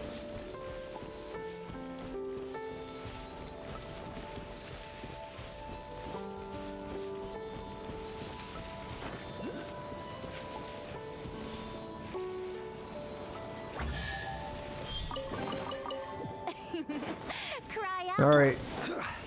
Alright, big dude. Let's throw down. Nice and spicy. No rest. Rack and We're gonna do this the easy way.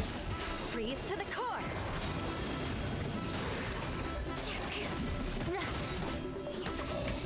I condemn you.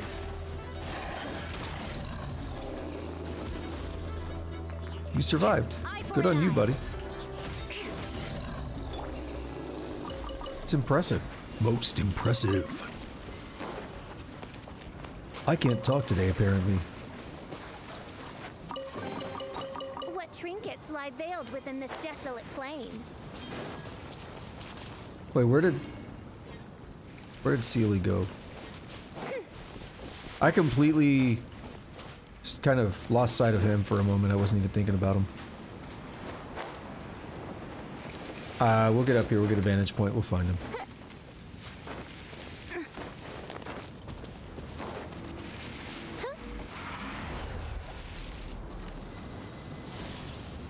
What am I looking at? This, is that him? He's not moving very much.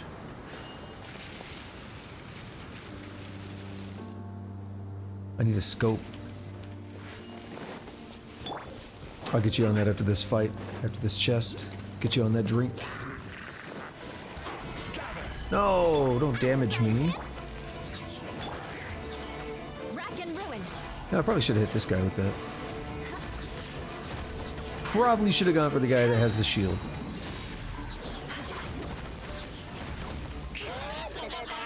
Eye for an eye. Solidify. Booba, get them! Alright, get dunked on now.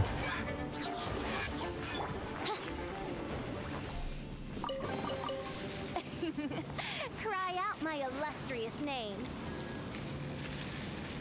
I was gonna say it, but I was already, I was having a drink there. We'll just leave that on for now, because we're not doing any dialogue or anything. I don't feel like continuously turning it on and off.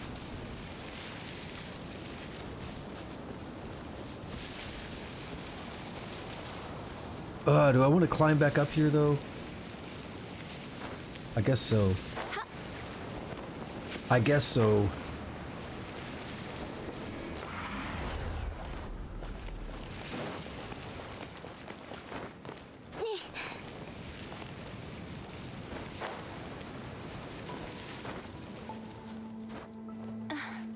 Alright, slow climb. Let's do it.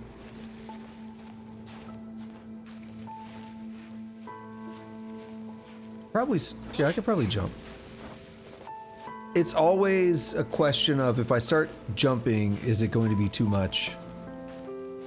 Will I be able to make it to a safe spot?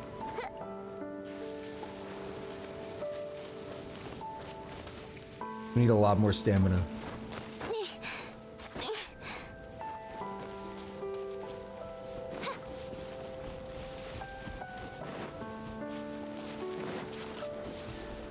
Alright, back to the pond and whatever was going on the other side over here.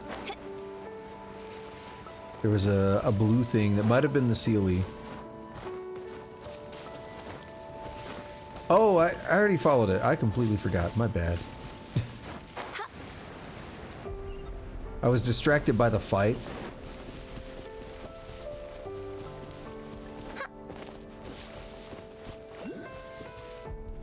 It happens.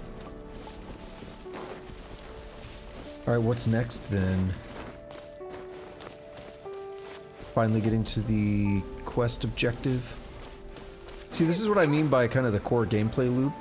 That there's this quest objective and I'm just kind of not touching it for a while. I'm not saying that in a bad way, like I'm saying I enjoy that. Because it's very dopamine intensive though, where it's like, there's an item over here, go get it. There's another item over here, go get it. It's kind of the Elder Scrolls syndrome after Elder Scrolls, well, starting with Elder Scrolls 4.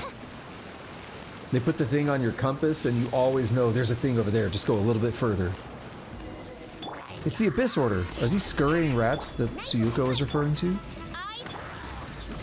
Are these the scurrying rats, rather? We've seen that trick before in Mondstadt, haven't we? You know, where the Abyss Mages pull Hilly Charles out of thin air? Rack and ruin. Subterranean Trials of Drake and Serpent. Cool.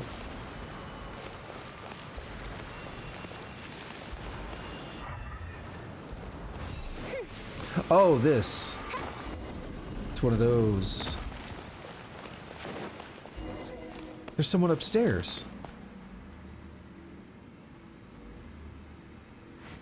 Talk to the person on the second floor. Oh, don't worry about it. You're good. You are all good. What was I looking for back here? Nothing? Okay. I expected an item. I expected you to hide something back there.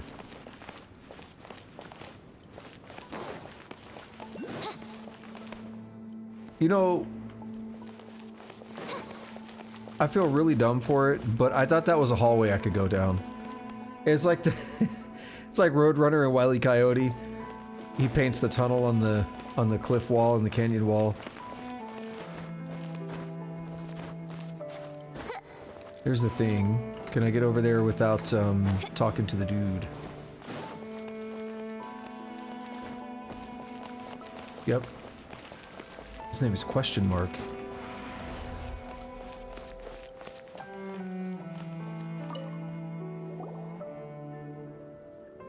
Uh-oh, trying to trespass, are we? Wait, maybe not. I correct myself. You two must be the heroes who've come to retrieve the coral this time, are you not? Two? So you're counting Paimon too? Ah, well, I was originally thinking that Enkanomiya Shrine couldn't possibly be so shorthanded that they're only sending one person, right? So consider my expectations exceeded. There's actually two of you. I know my way around a fight. I love your gusto and optimism. Good stuff. I hope that by the end of this, you'll count me in the team as well. I'm sure the three of us will get on swimmingly.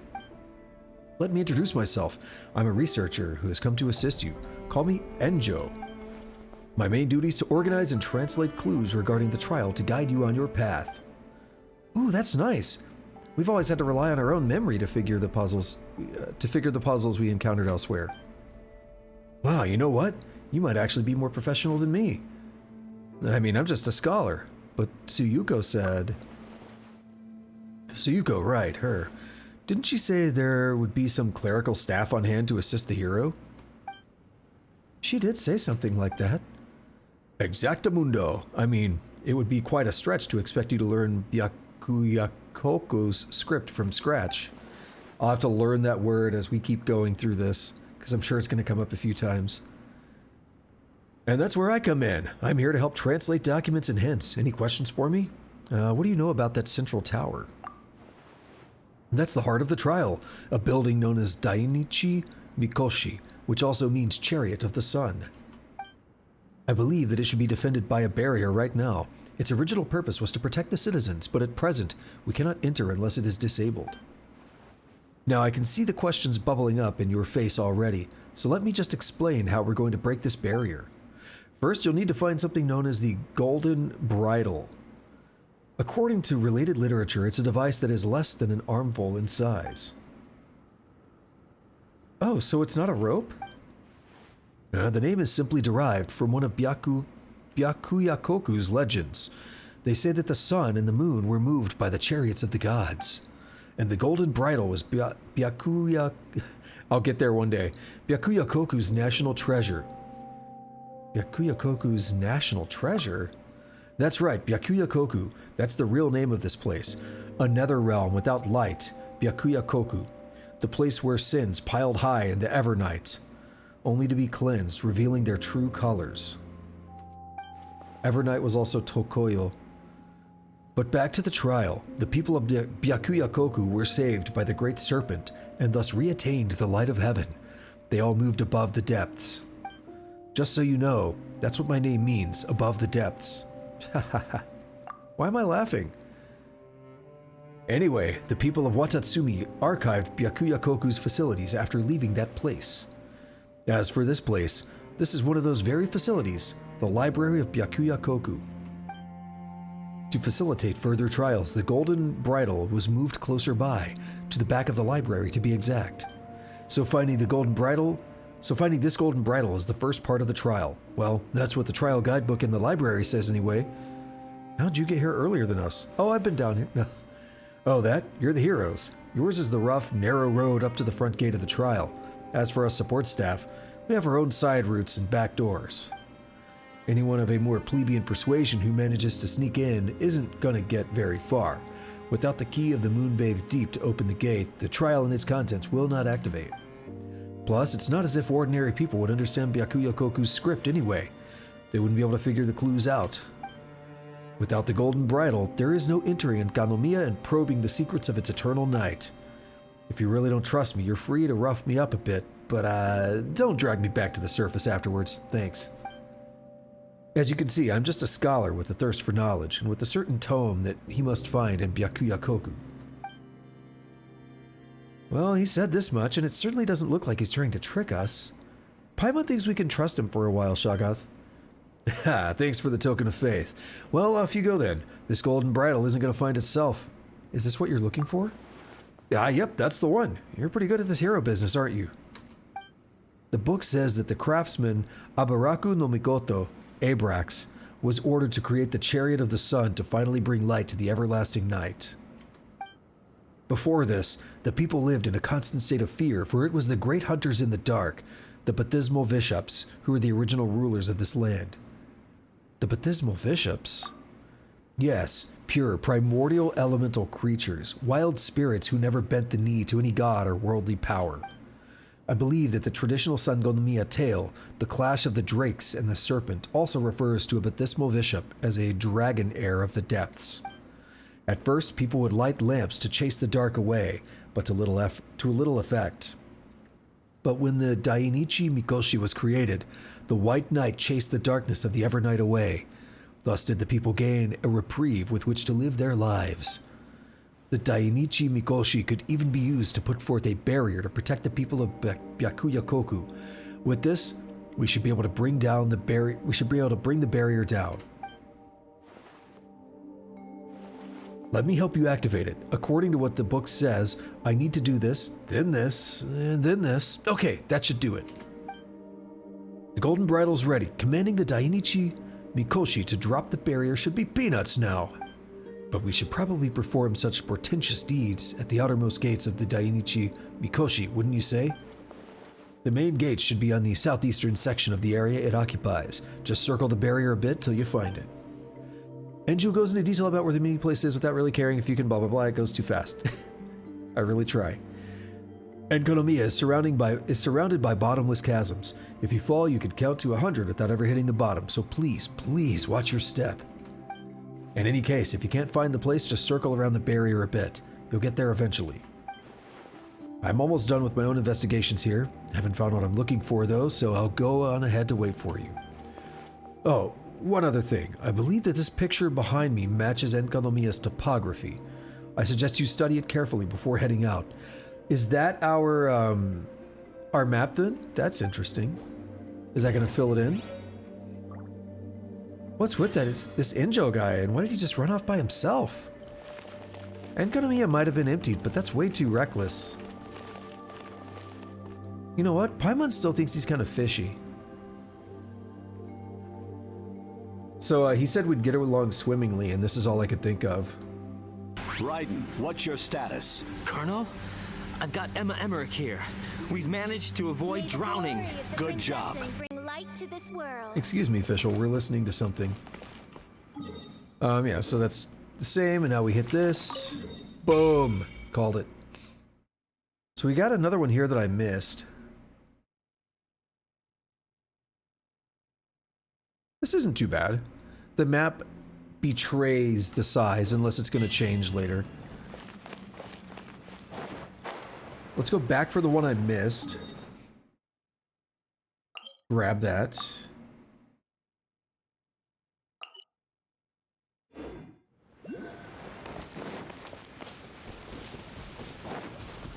Let's try to do everything like as we come to it, basically.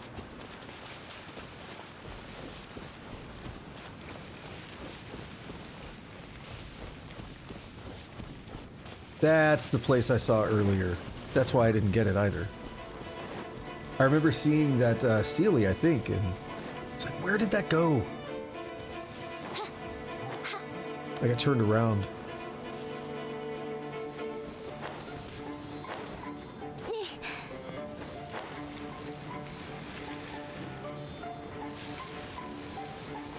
Anyone else just like ignore enemies sometimes? I'm not here to fight you guys, leave me alone.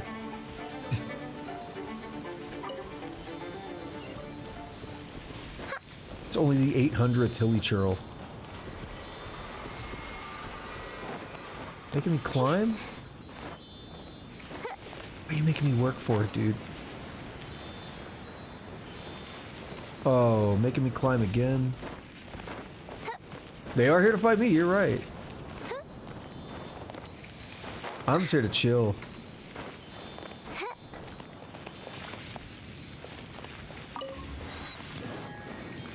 Come on, dude.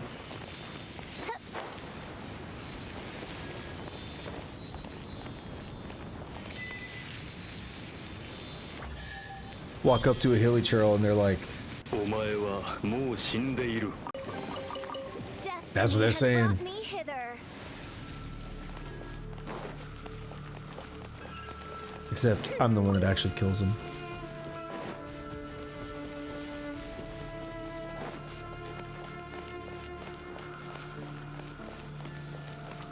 So was there a chest or something over here? Oh, there's this.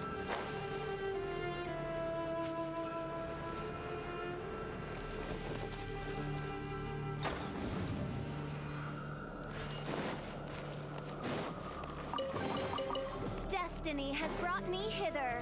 That was Fist of the North Star. You don't know the meme? Omae wa mou shinderu. Nani? Omae wa mou shindeiru. Nani?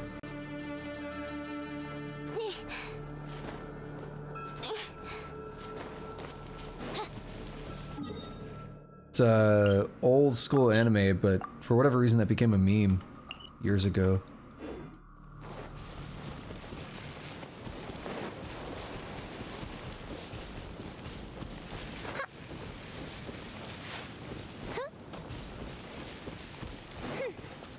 It's like, it's from the 80s, I think. Super old school anime, like some OG stuff. Why am I here? Let's just, well, I'm not getting much distance by warping here, I guess, but got me the higher ground for free. Well, I've never actually watched it myself. I just know the meme. I know it because of the meme. Stabilize. I don't really watch. No rest. I would say I like anime, I guess, but I don't really watch it. I don't like watching things because my view is that there's limited time. You know, I've got to deal with work, and I'm streaming 4 hours most days, 8 hours some days, Saturday and Sunday. I want to play guitar. You know, I want to work on my game. You know, I want to work on different other projects that I'm doing. There's only so much time I have, you know, and that's why I don't watch like anime or anything, because it's a very active hobby. So I don't really watch any series, anime or otherwise, because you gotta like sit there and really devote your attention to it to follow the story. Solidify. And I have to pick and choose what I'm gonna spend time on. What's going on, Tusk? More speed. Missing out on Metal Gear this morning, but how are you? Eye for an eye. Some classic Metal Gear moments today. Cry out my illustrious name. How are you doing? Let me guess, you just woke up and it's like the middle of the night? Yeah, I know you were sleeping. I've said it before, your sleep schedule's as busted as mine was when I was your age.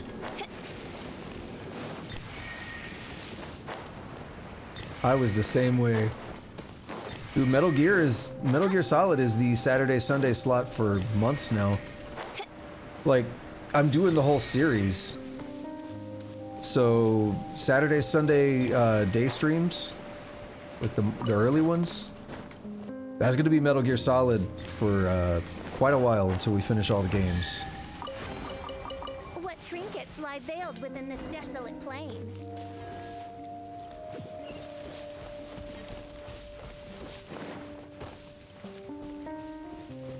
Yeah, I had some fun moments there. I was thinking about that the other day because I remembered you said you were getting it soon. I was gonna ask you about that. I condemn you. Eye for an eye.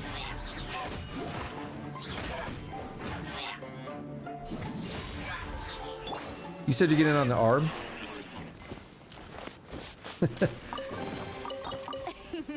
I should go to sleep. Out my I probably won't. illustrious name.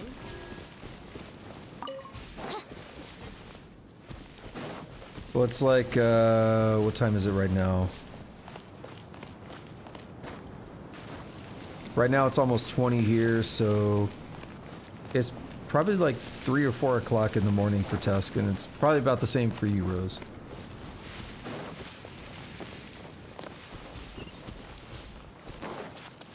Is late over there, or early, depending on how you look at it.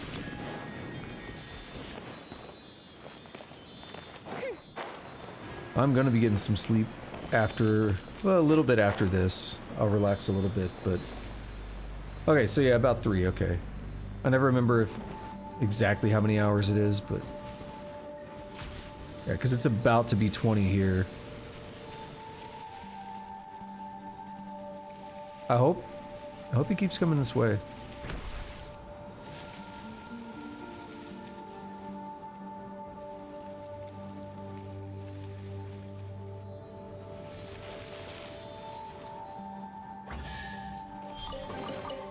What trinkets lie veiled within this desolate plain? Yeah, because I thought you two might be in the same time zone, but I wasn't sure.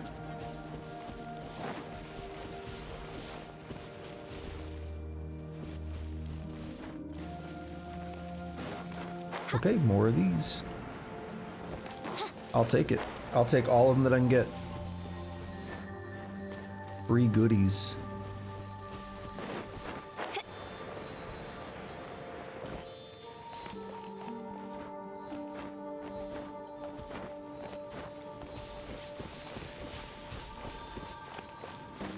Yeah, it's 1950 here.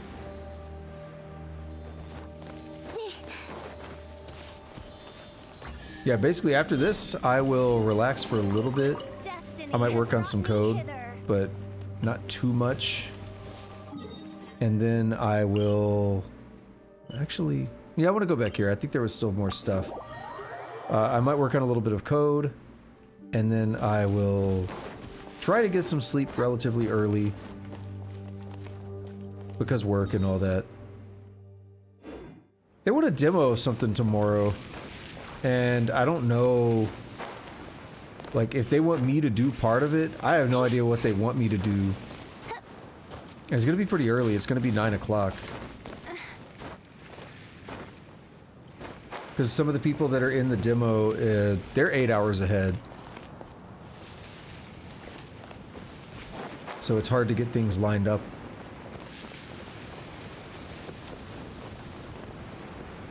Because we have people halfway around the world.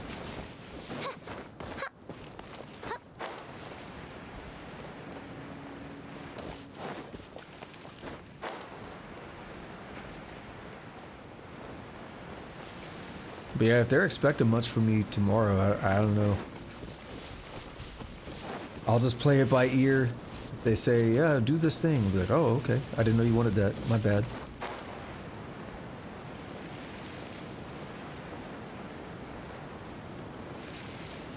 What's down there? That's suspicious. Let's go. Ooh, what was that lag? Yo, really? Bro, I'm not gonna fight you guys.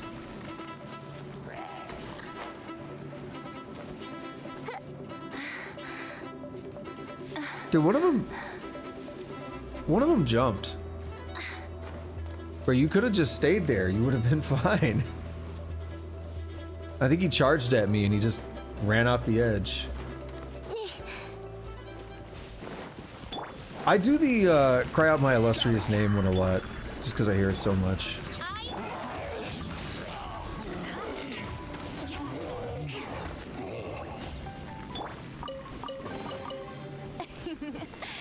But I gotta do it at the right time, you know. Solidify. He was, yeah. I gotta do it at the right time. Like, it's just gotta be organic. I'll hear it and then my brain will be like, you have to say it. Okay. YOLO. Destiny has brought me hither.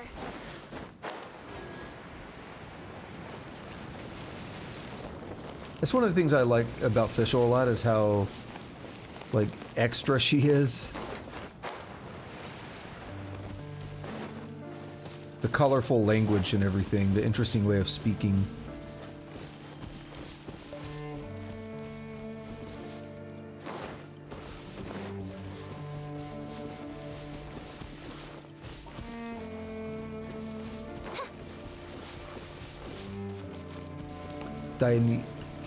What was it? Dainichi Mikoshi? I already forgot that other name.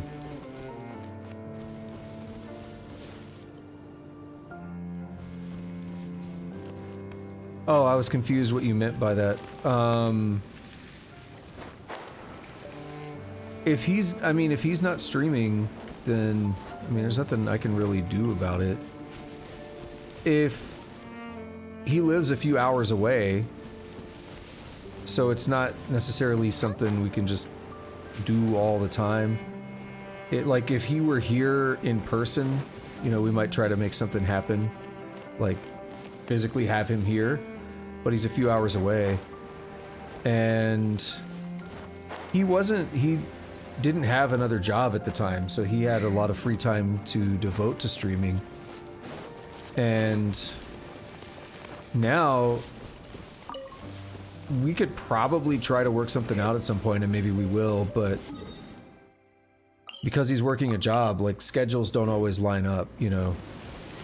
Now he's spending a lot of time on that job, so when he does have free time, he's having to spend it on other things, you know, family and stuff. That's not to say he's not doing any gaming or whatever, but it's just harder to line things up like that. No, this place is really cool, yeah. I was talking about that earlier, and I've said this plenty of times on this game, because how many different areas, I'm just like, yo, this game, it looks so good. I got that hydrate. Like, this game looks so good. Yeah, the thing with, I think about, like, when Copper was streaming a lot, just because he's one of my oldest friends, right? We go back a long ways. And it was actually like a really nice time where, you know, one of my oldest friends that I've known for so long, and like, that's, even though it wasn't in person, that's kind of the most we've hung out ever, that consistently, being, you know, co-op streams and then just hanging out on each other's streams all the time for, you know, like, almost a year. Like, that was just a really nice time, you know.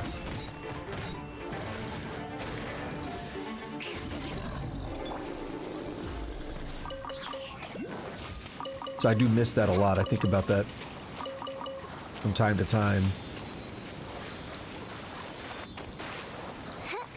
I get nostalgic over it, you know. Remembering those, there's like very specific streams and stuff I remember that we did together too. Oh, that followage, yeah, I forgot. I was like, why is there a red message showing up? Oh! Yeah, so he started like a day or two after I did. He basically started his channel right after I started mine. And then we were supporting each other a lot, you know, rating each other, just hanging out in each other's chats and all that, you know, basic stuff. And then he, it was only a couple of weeks, like maybe the second or third week Cry out my into illustrious name. my stream where I started Halo, because it came out on PC, like the Master Chief Collection came out on PC right around that time. And then I did one stream of it, and then the next week, we started it over, and it was the beginning of Cursed Co-op. It wasn't cursed yet, because it was our first co-op stream, Nice and spicy. but we had so many issues, and then I think we had, the second week we had a lot of issues as well, and that's why we started calling it Cursed Co-op, because then it was happening like literally every week. There was just some kind of weird, bizarre problem that we'd run into, I condemn you. and thus was born Cursed Co-op. Eye for an eye. Like, I think that first Halo stream, More speed. I had my mic muted for the first like 15 minutes or something. It was pretty bad. It was pretty bad. It's getting choppy? Right here. I don't have any drop frames or anything. Eye for an eye.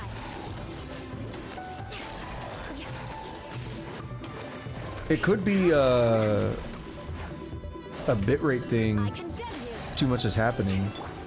I can look at it on my end. I could pull up the video feed on my end.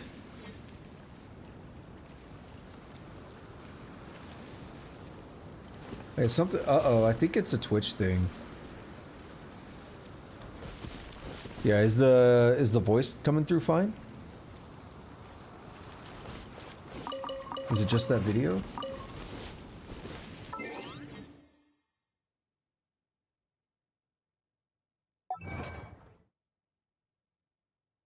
Let me grab. Voice is normal and okay.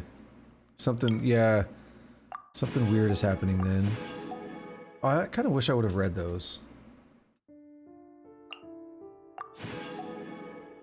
Follow 6 Saley. 40 chests. Free open world.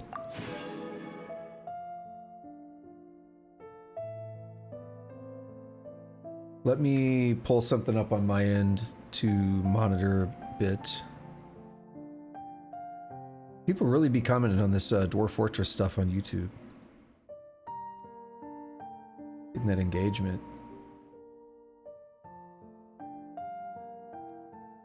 But you know what? I have an idea.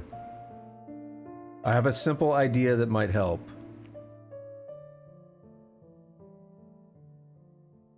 Give me one moment though. Dwarf Fortress does rule.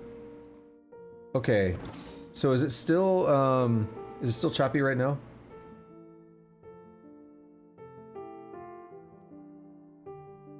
Yeah, it is. I could see it. But let's try this here. Well, it looked like it on my end. I'm just gonna run back and forth and do it again.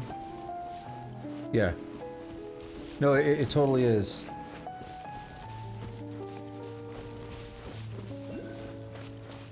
I think it's a problem with the green screen thing. Because it's not choppy when I turn it off. But it is choppy when I turn it on. And that happened before, actually.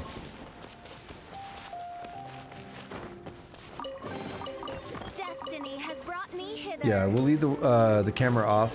I'm using the virtual green screen thing, and sometimes it gets choppy. I think what's probably happened is I've been playing the game long enough that the video card's probably getting a bit hotter. And it might have throttled a bit or something, I don't know. Which is kind of weird because I have a really good video card. But I mean, the choppiness was happening outside of combat too. I mean, we were just seeing it after that fight ended. I appreciate the heads up though, because if I don't know, I don't know. It'll just stay choppy, you know? No one tells me if I don't notice it myself.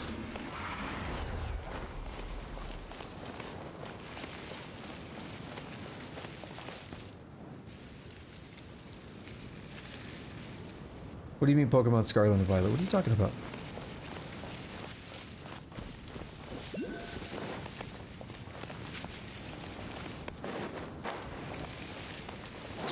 What in the world do you mean?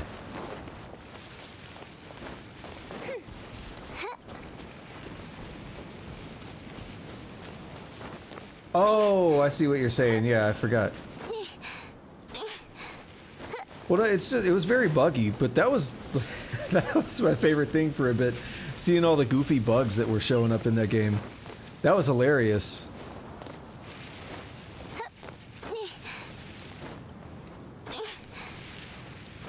I thought the animations were fine. It was just bugs, right? Like it would glitch out and their body parts would freak out and do weird stuff or whatever, and I would laugh because it's funny.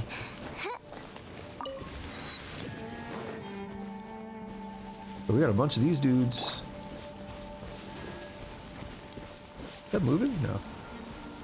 What I should maybe start doing is not watching OBS as much. There is a like a stream manager thing in the browser. I'm watching the stream there, so it's a few seconds behind. Eye for an eye. But I could get most of the information I need from there. The one thing I can't get from there, however, Rack and ruin. is I can't see my mic and stuff. Like, I can't see my audio settings from there. So if I ever like mute my mic, Eye for an I have no way to know that I unmuted it. I mean, I do a little bit, but it's hard to confirm 100%. rack and ruin.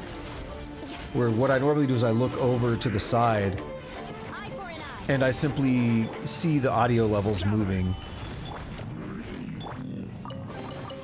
Destiny has brought me hither. So I don't get that from the browser, and I really value that information. So I might see if I can rip that out of OBS and pin it on top of the browser or something. Then I'll be happy.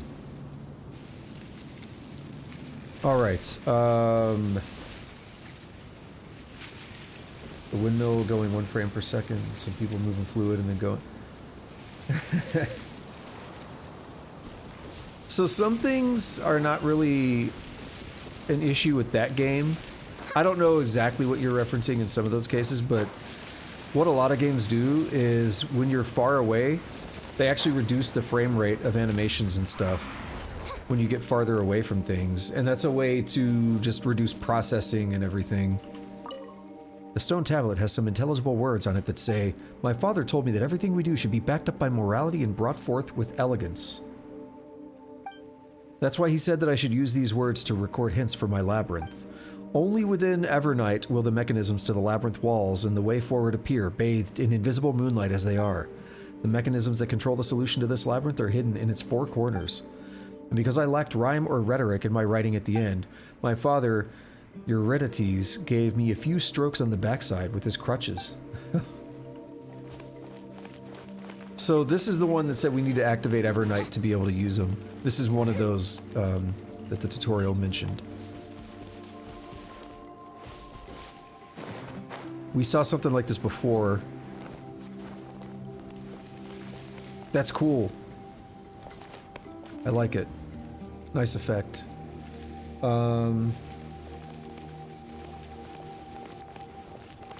yeah, that's hilarious. I'm just saying them getting stuck on the fence because they can't path around it. Like, that's hilarious, but the animation thing, or the frame rate thing on animations is probably... It was probably supposed to be used for when models get far enough away to reduce the load by doing the worse frame rate animation, basically. But it probably had a bug and turned out a bit funnier than it was supposed to. I condemn you. Exactly, that's what I'm saying. It probably had a bug. 1 meter away is probably not where it was supposed to happen. For an eye. But a lot of games do that. I think I've pointed it out in some games on stream before, even. Rack and ruin. I don't remember if Arma did that. I don't think Arma did it, but some game where we could look way in the distance and see enemies. I think I pointed it out because I was like, oh, look how bad their frame rate is. And then I explained why it was.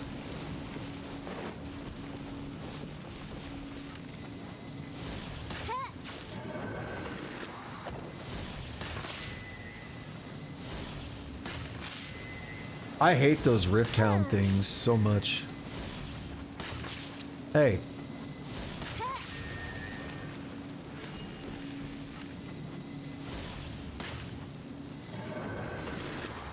Okay, so there's a pattern, huh? Is there a thing I can read around here?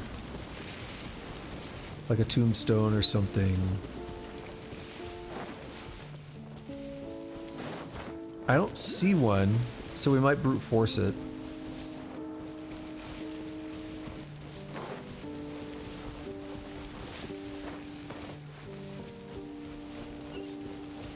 Brute forcing isn't that bad.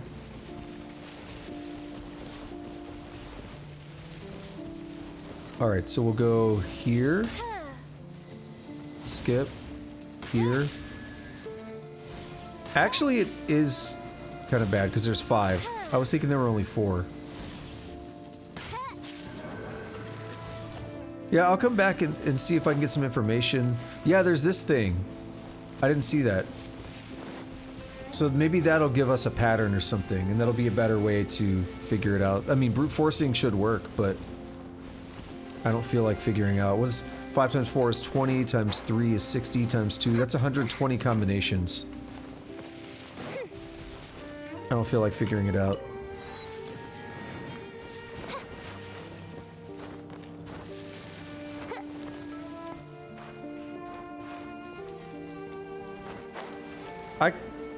I kind of wish I played Pokemon still, just so I could experience that.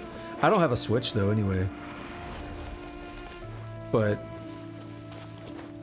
like that would have been. I'm not gonna, you know, force myself to play a game that I don't really play, just to see some funny glitches.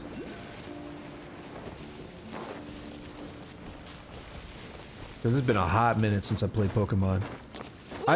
I would probably still enjoy it if I played one now, but it's just been so long, and I don't really want to play one. I don't have the desire to play one. So again, I'm not going to force myself to play it.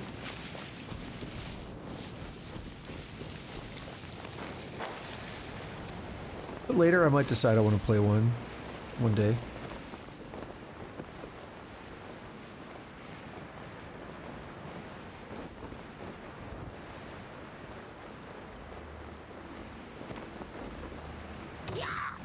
Yeah, Trick, yeah.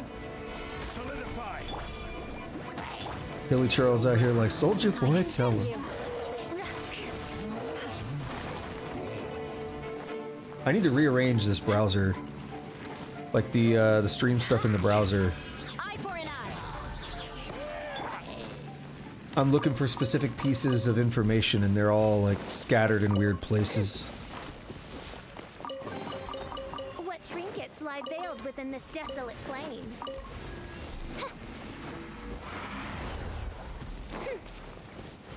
So what I find interesting is these key sigils are actually different. Because we saw that in another place where I activated some of those. And all the sigils, it was like, use a sigil here. And then there were like, only a couple, like I only had like 2 or 3. And then the other one was like, use a different sigil here. And I only had like 2 or 3 of those. There's like the Hydro ones, or I don't know exactly, but there's like different types.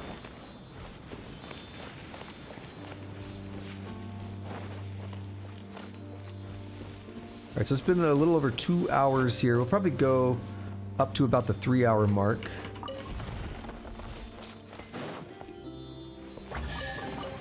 So it's probably going to be mostly exploration here. Just chilling out, maxing, relaxing, all cool. Shooting some b-ball up inside Enkanomiya.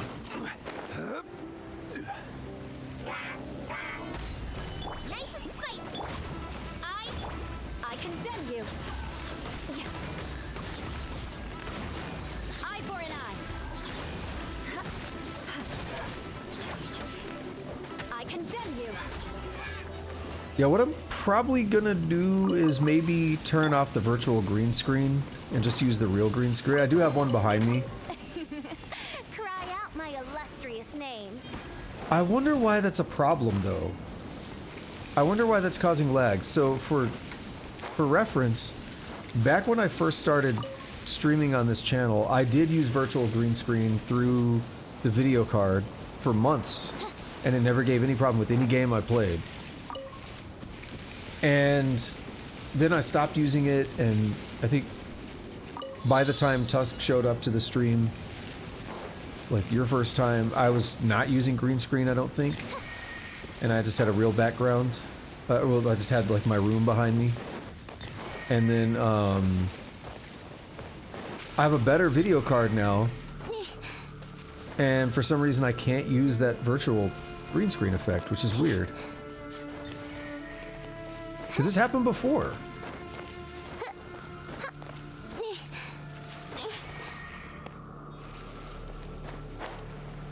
Come on. Come on. No! Rip. But it's happened before though, which I find strange.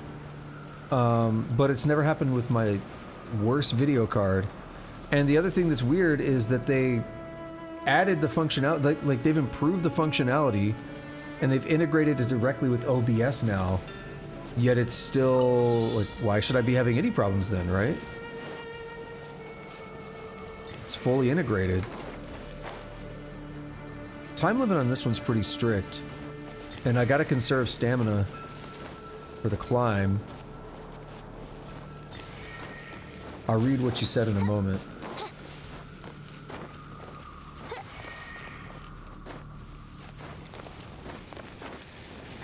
Well, that's that. I got caught on that. I don't know why I got caught on it, but I did.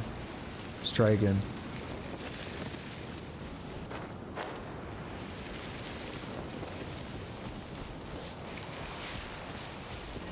Oh, Cyberpunk was fine for me, but I played it on PC. I didn't play a lot of it, but I didn't have any problems when I played it. I played it on PC at like max settings, it was fine for me. But console, on the other hand, I think is where all the problems were. They rushed it out. Okay, I don't wanna, that's a little aggressive. They were kind of forced to rush it out because of the publisher side. The devs were saying, yo, this is not ready. We need more time. And the publisher was like, too bad, it's taken long enough. Put the game out. And they're like, but it's not ready.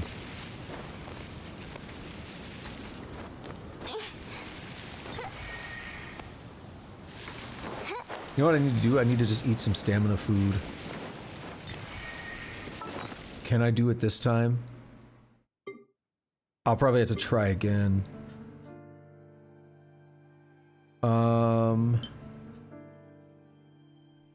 This one.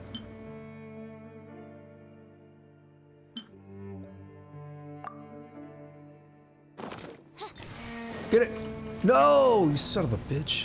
I was there.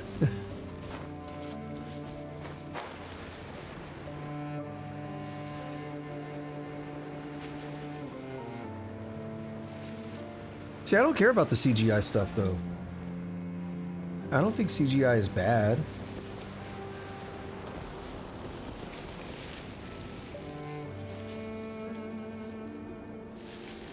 Like, a lot of people are really bothered with that in like, anime and stuff.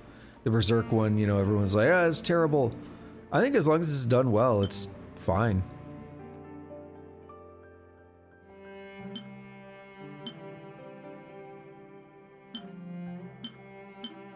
Alright, we'll have this. Reduce the sprinting stamina. Did I eat it? There. I created another universe and found. Oh, I was gonna actually go along with that.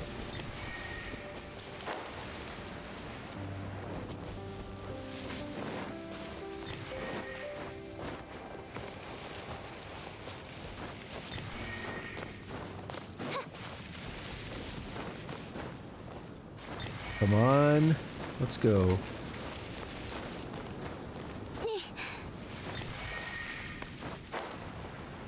Alright, I think I can do this.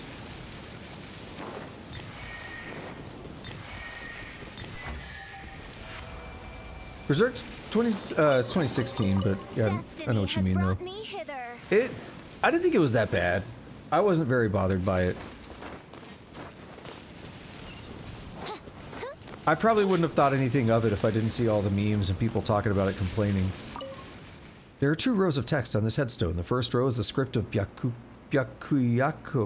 I already forgot how to say it. Byakuyakoku. Byaku Yakoku and is unintelligible. The second row is in the common script and it goes as follows.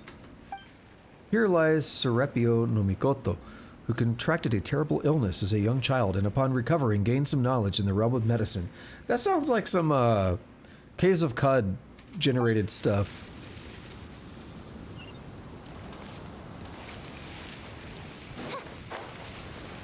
Not gonna lie, I'm not saying like they wrote bad text or anything, that's just what it sounds like to me.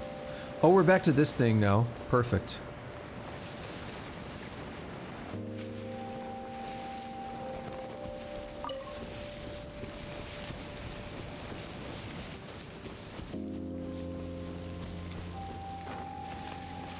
I feel like people were too... I feel like they cared too much. They were too critical about the CGI. It didn't really change. Is it a good series or not? Like, to me, they followed the manga pretty strongly. Like, they didn't really break away from the manga. It's funny, too, because I saw some people complain about that. They're like, there's so many shots that are just exactly from the manga. I'm like, yeah, usually people want that. Usually people complain when you're doing stuff that's not in the manga. And like, they followed the manga pretty closely. A lot of really good, like, shot-for-shot stuff. They had to skip some things, like they couldn't show everything, but they didn't really, like, change anything, right? They didn't change a bunch of stuff. Or they didn't, like, break things, right? So that to me was really good. And then it's like, it's still Berserk. It's still a good story. It is what it is. That to me is the important thing. Like, I don't really care necessarily how... I don't really watch it for what it looks like, I'm gonna be honest. I'm there for the story. I don't really care what it looks like.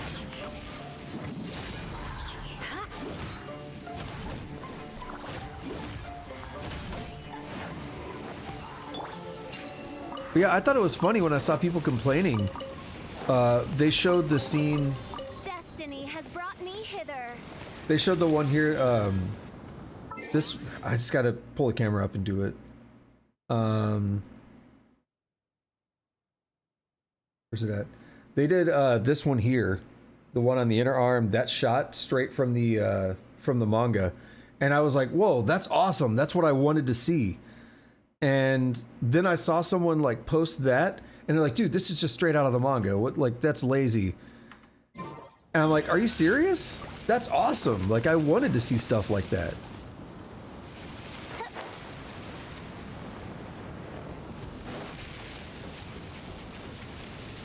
I was like, y'all are crazy.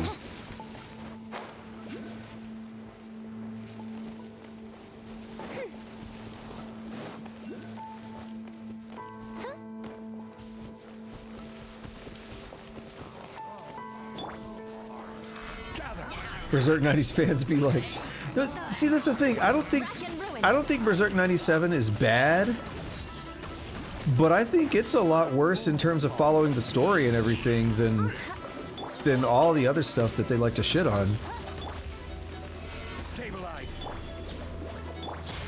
They don't like the movies.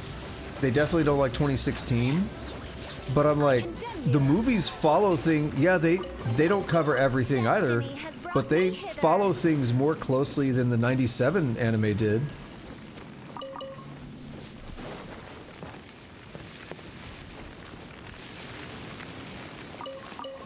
So the first episode, a lot of people say skip it and then maybe come watch it after everything else, because it does spoil a lot, but also it changes things from the manga. It talks about things that are not in the manga. Like, they just made stuff up for the TV show, for the anime. And that's what I mean, like, it makes more changes than the movies ever did. The movies are way more accurate to me. And then, what the movies take out is important to, like, the character development and everything. But what the 97 anime took out is more important to the story. Because they took out Skull Knight. The 97 anime was like, oh, it's Skull Knight. What about it? We don't know what that is. you miss a couple scenes in the movies of further character development and stuff, which is actually, you know, important. Berserk is all about character development for a large portion of it. No, 97 had it. The movies didn't. Well, 97 had the whole poisoning scene and everything. The movies kind of skipped through a lot of that.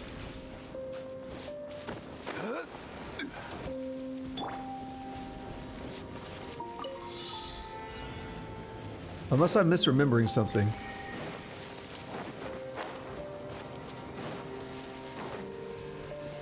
Why are they going all different directions? Alright, where do I go next? What? Get over here. Where do I go?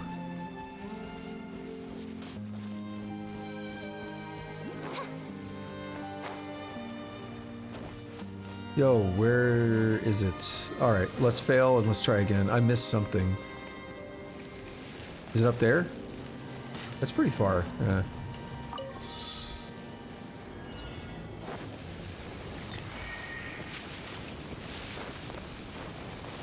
Oh! Y'all are devious. Oh, it's kind of serpentine, this path. I wonder if that has to do with the dragon kind of stuff and all that. Destiny has brought me hither. Yeah, they also skipped him. But again, I say it this way. I think what the movies skipped was less important for the story they were trying to show than what the anime skipped. And that's why I say I prefer the movies over the 97 anime, and that's not a popular opinion. I do think the 97 anime is still good for what it is.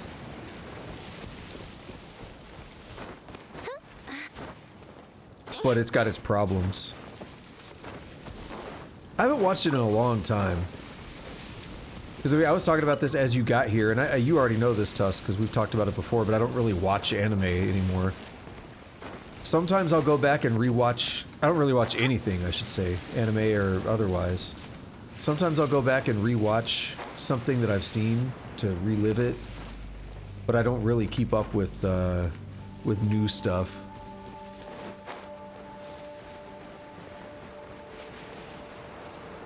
Oh, I gotta get up there, okay.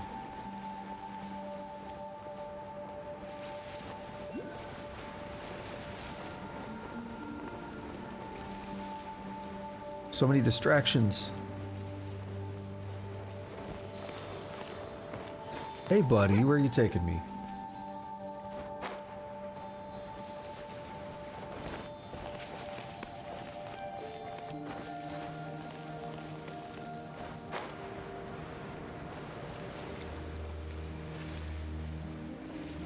Yo, I do think I want to try to start using this browser thing instead of the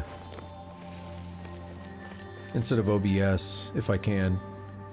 OBS gives you a lot of useful information too, but man, the browser thing is nice. I used to use it exclusively back when I first started streaming on this channel.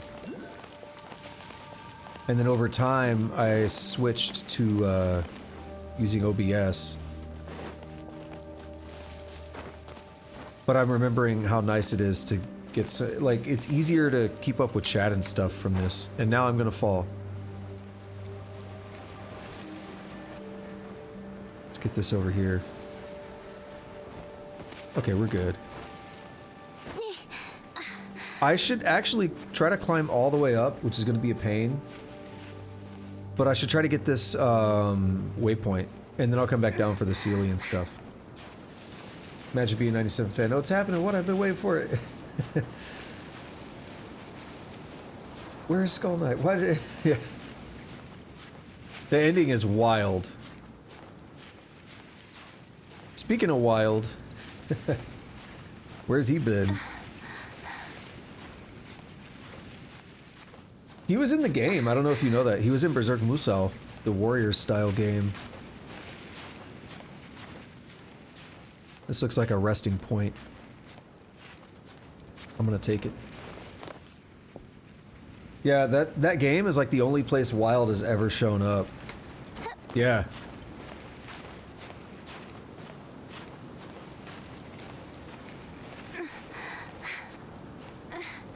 Because they skipped him in the movies, they skipped him in the animes. Like, he's just never been there.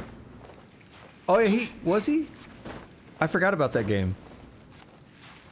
Well, okay, so we'll say a couple games are the only places he's ever shown up.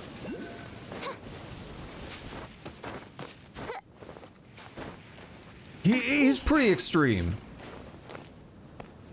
He is pretty extreme. I get it, but also, I mean, a lot of people would want to see it.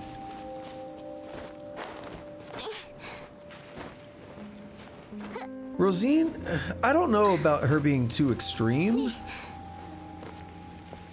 but that whole little sub-section, the Lost Children section of the Conviction arc, it's important for character development, but it's less important for the overall story. Because basically none of that has ever come back up again yet. But it was important for character development of how Guts was dealing with everything. So it's not like we could just throw it away and say it doesn't matter. But the overall Conviction arc, everything, like the Tower of Conviction and everything, and Mozgus and that's his name, right? Yeah. All that stuff, way more important. The ceremony, way more important than the Rosine stuff. And I'm not saying, again, that that doesn't have a place in the overall story, and especially Guts' character development.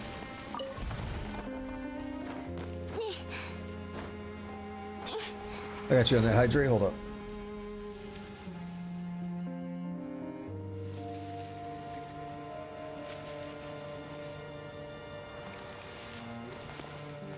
All right.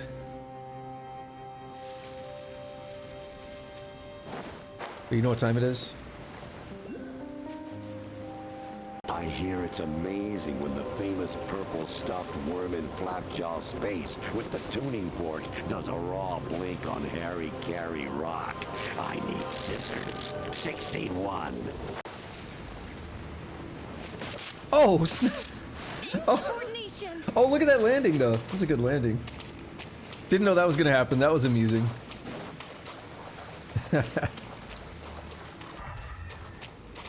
Alright, we'll come back for that. I'll mark it.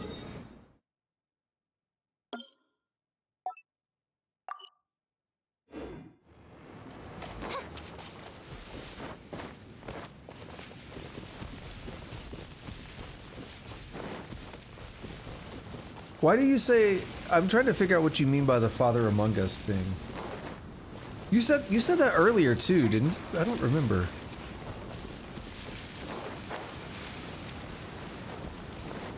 Oh, hello. There's still another Sealy I gotta deal with. So this is just, the rest of the stream is just exploring this place. Father, it's Mozgus, right? M-O-Z-G-U-S? Are you just saying it looks kind of like Among Us, I guess? Like you could arrange the letters?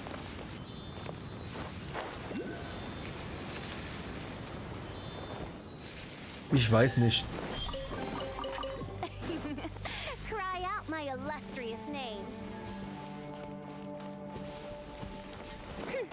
Alright, so we're not gonna get that one anytime soon.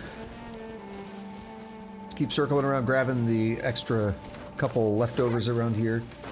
And then we'll head over to that other Sealy that I left.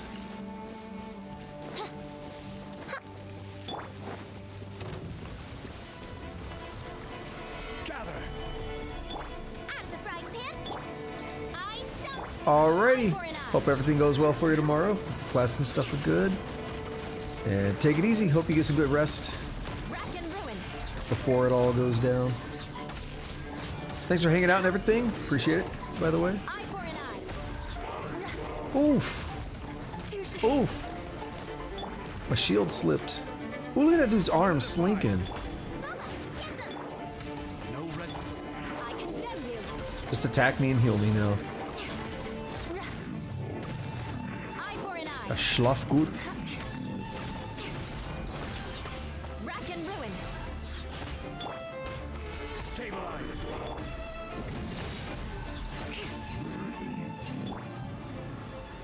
I'm feeling the sleepiness hitting me though. For real, for real. What trinkets lie veiled within this desolate plain? Have Tusk, have you seen OG Metal Gear Solid? I know you've seen me play 2 before. Have you seen the original?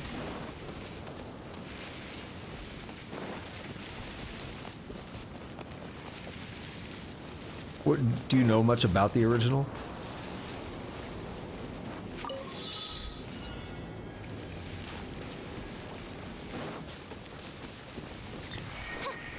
We had one of the most legendary moments from the game today, and I was curious if you know about it or not.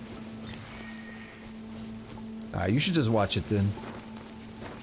It's a little bit different since I'm playing on PC, so some of the cool stuff didn't happen, but I kind of explained it. Because it's different on the PlayStation. I could have played it on the console too, but I've never tried the PC one.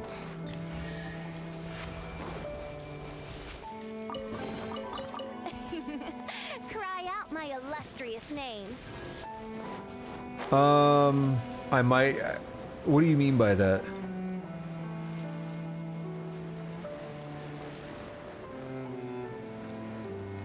If that's a spoiler, then I guess anyone watching that doesn't want to know, don't look. I already know I've played it, I know everything about that game. Gather.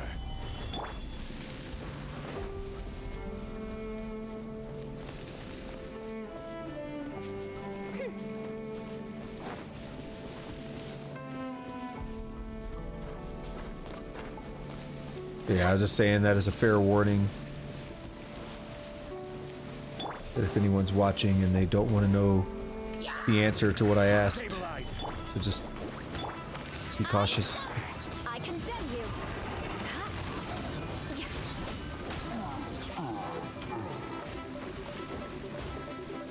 What was the 5 thing you were talking about though? Rack and ruin. Eye for an eye.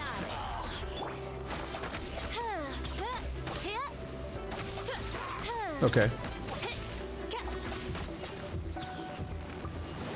I'm really excited to get to that game. I mean, we've talked about it before. I streamed it on this channel in 2020. Copperbeard was streaming it with me at the same time. And we're kind of co-op streams. It's not a co-op game, but kind of co-op streams. And I've been wanting to replay it for a while, and I got really nostalgic because just a couple months ago, it was 2 years since we did that the first time. And I was really nostalgic thinking about it, and it's when I decided I think I want to do the entire series, like I'm starting up now. So it's going to take a while to get to 5. I'm also going to play Peace Walker. I have the console version of it, the HD re-release or whatever. The HD collection, I have that version of it. So I'll be playing it there. And I've actually not played Peace Walker. I've seen it before a long time ago. Because I was like, I'm not gonna... Like... I wasn't gonna play like a PSP game like that. I don't get along that well with playing a lot of handheld stuff. And I said, fine, I'll just watch this game, because I want to know what happens. So I've seen it, I know the story, but I don't remember all the details of Peace Walker, so I'll have fun playing it. Experiencing that for the first time, but it's not 100% blind. Aside from that, you know I like 2. I like 2 a lot, so we'll be starting that up fairly soon. We're almost done with the first game. And then 3 is the one I've actually played the least outside of, you know, not having played Peace Walker. So 3 is okay, like it's a good game, it has a good story and all that, but I wasn't as into it as everybody else. I don't dislike the game, that's what I'm trying to say. I don't dislike it, but I don't like it as much as everyone else does.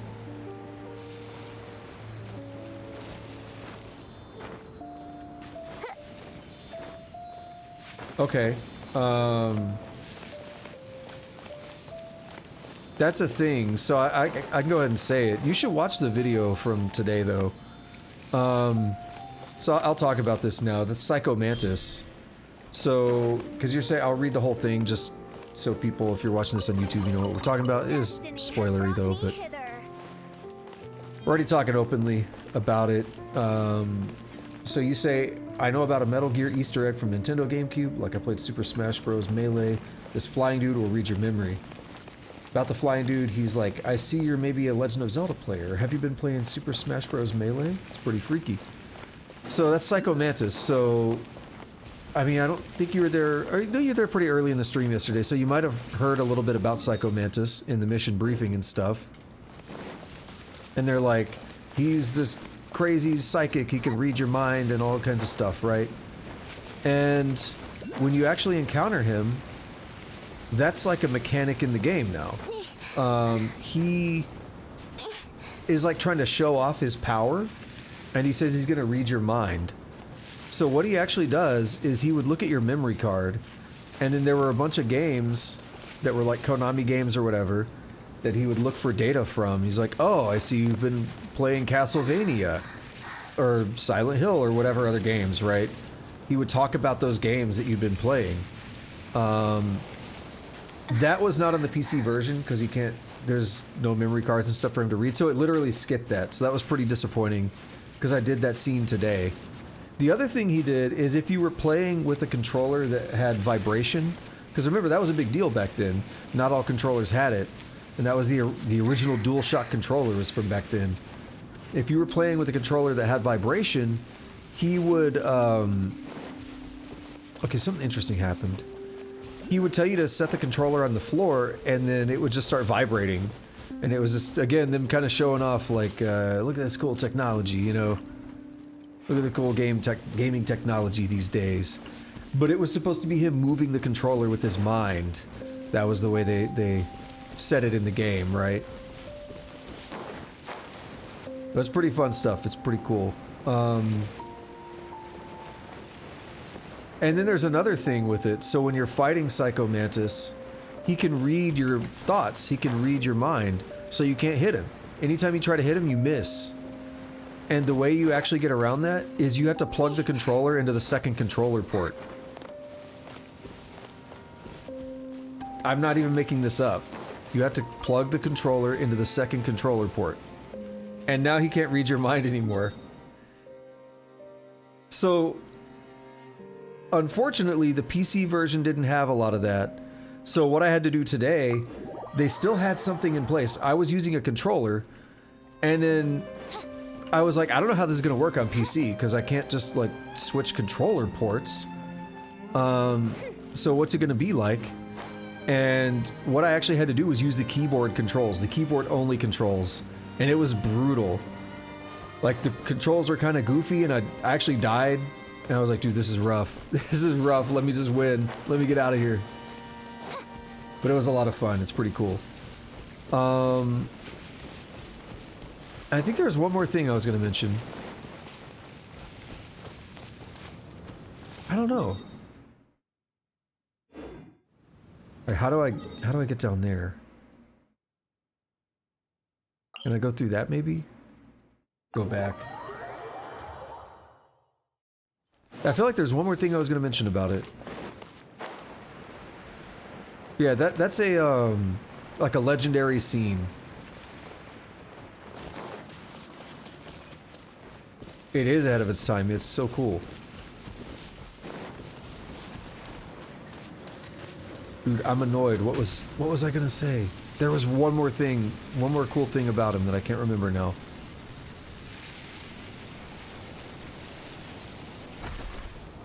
Let's see. Reads your memory card. You gotta switch the control. Oh, no, it's related, but no, it's if you're playing it on like PlayStation 3 or whatever, from the digital version, they still did the controller trick, because in the PlayStation 3 you could go to like the menu and you could change which controller port your controller was assigned to. Even though it was all digital, you could still change your digital controller port basically. And so it actually still worked on the PlayStation 3 digital version, which was pretty cool.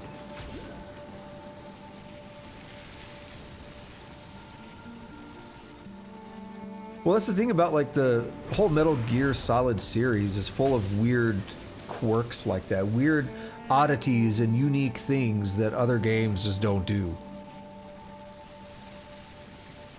Uh-oh, we getting into a stormy area? It's turning kind of purple.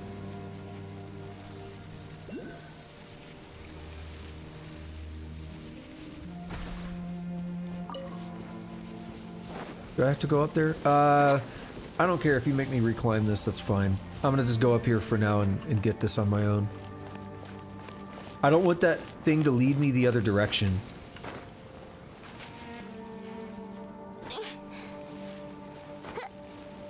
Yeah, you should definitely watch that, oh, her leg was freaking out. You should definitely watch the video from today. I mean, either watch the VOD here on Twitch or, watch it on YouTube, but, I mean, you gotta wait 2 weeks for YouTube. It's pretty cool. There's some cool stuff today.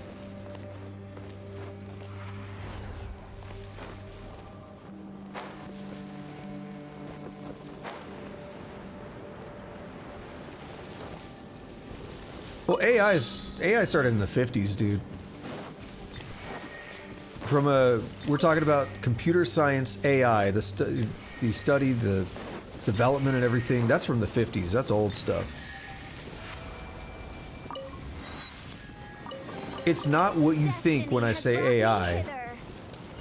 AI, from a computer science perspective, is a sexy sounding word that is really just like searching.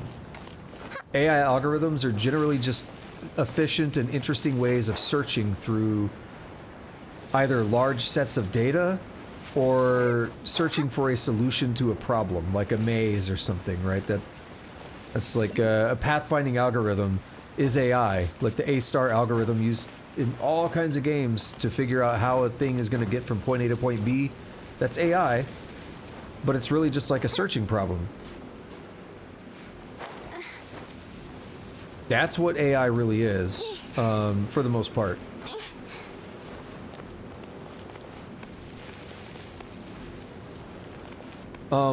Lisp, L-I-S-P, is the second oldest high-level programming language in the world. I think it came from in 1957, maybe 56. It's really old. It's been used for AI like basically since its development in the 50s.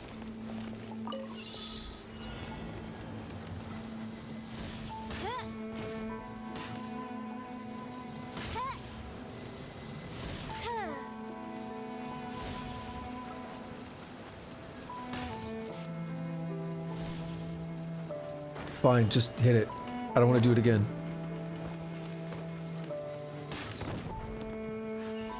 Oh, we had to jump anyway, good.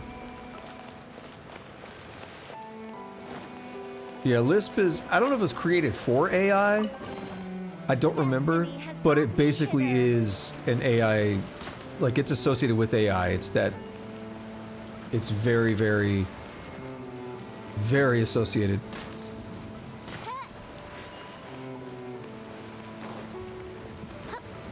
Oh, what's that? Ghostfish. The schools of ghostfish will surround you when you're within them, but allowing you to continuously glide. Watch your positioning. If you find yourself outside the group, the added lift will be lost. Yeah, no shit, it just happened.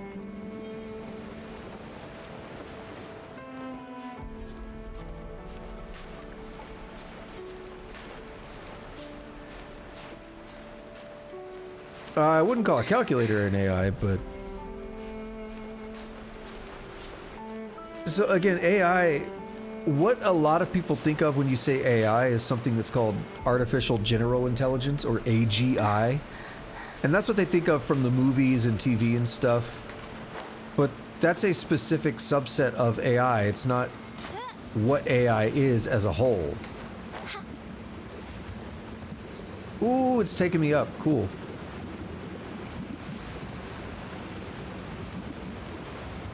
Yeah, it's not just straight up what AI is as a whole, it's a specific type of AI.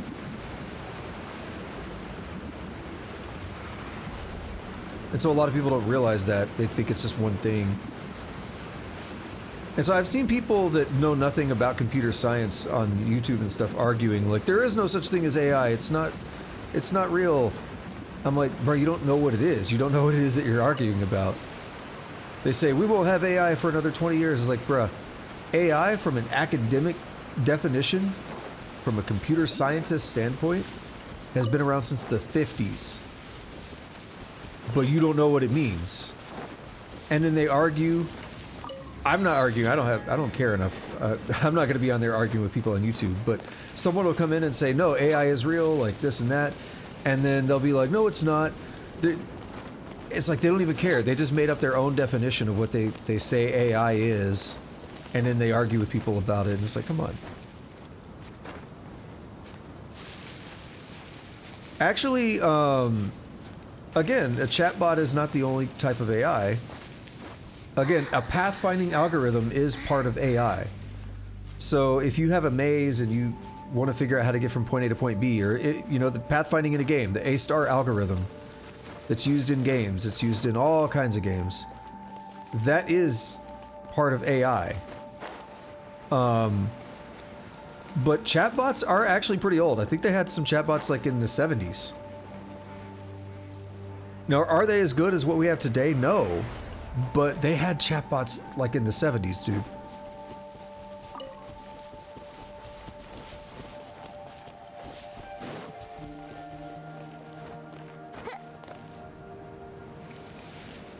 TV?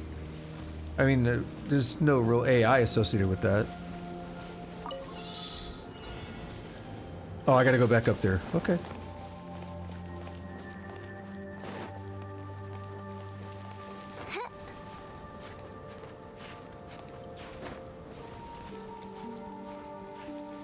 Just pace ourselves here. All right, go.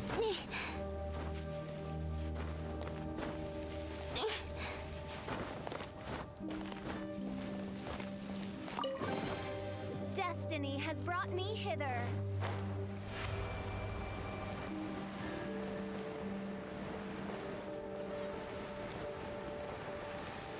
It's really frustrating as an academic in a field to watch people who, and I'm not saying this in like a rude way per se, I'm saying they legitimately don't know what they're talking about. They don't have any training in the subject. They have an idea of what they think AI is. So it's really frustrating to watch someone who doesn't know what they're talking about argue about something they know nothing about. And say, no, it's not, it's this and that, and it's like, but you legitimately don't know what you're talking about. It's not an insult, it's... You're not trained in this, you have a misunderstanding of what it is.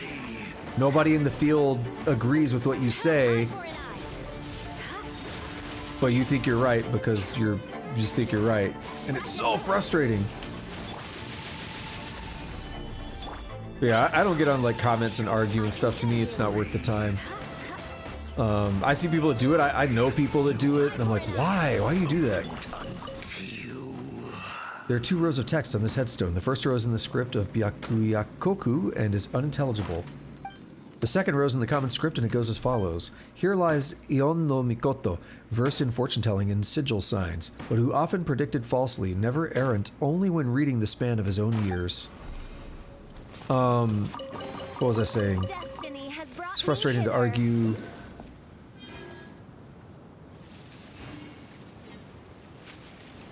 Damn it, what was I saying? Ah, I hate that.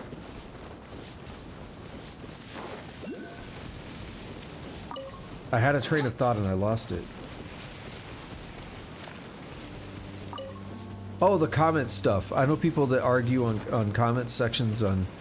Or they argue on Twitter, they argue on Facebook comment sections, or YouTube. I don't really know if they argue on YouTube, but I wouldn't be surprised for the people that I know that do that on other sites.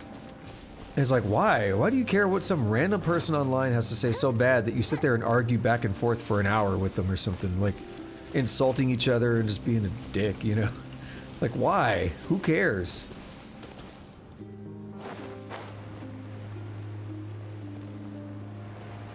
And then, it reminds me of some cringy stuff like when I was a kid, and it was like, well, when I was younger, like a, you know, young teenager or whatever, and I'd go online, and I would talk about how, like, I would try to make these stupid dude, this is embarrassing because it was stupid, but I've seen it. I wasn't the only one. I've seen it from other people back then, and I've seen it from people today. And they, like, we go on there and we would talk about, like, this is why metal music is objectively better than every other kind of music, because this and that, and, like, try to make arguments where it's like, dude, it's just music. Just enjoy the damn music. Like, it's so embarrassing that I was doing that at one point, though. What trinkets lie veiled within this desolate plain?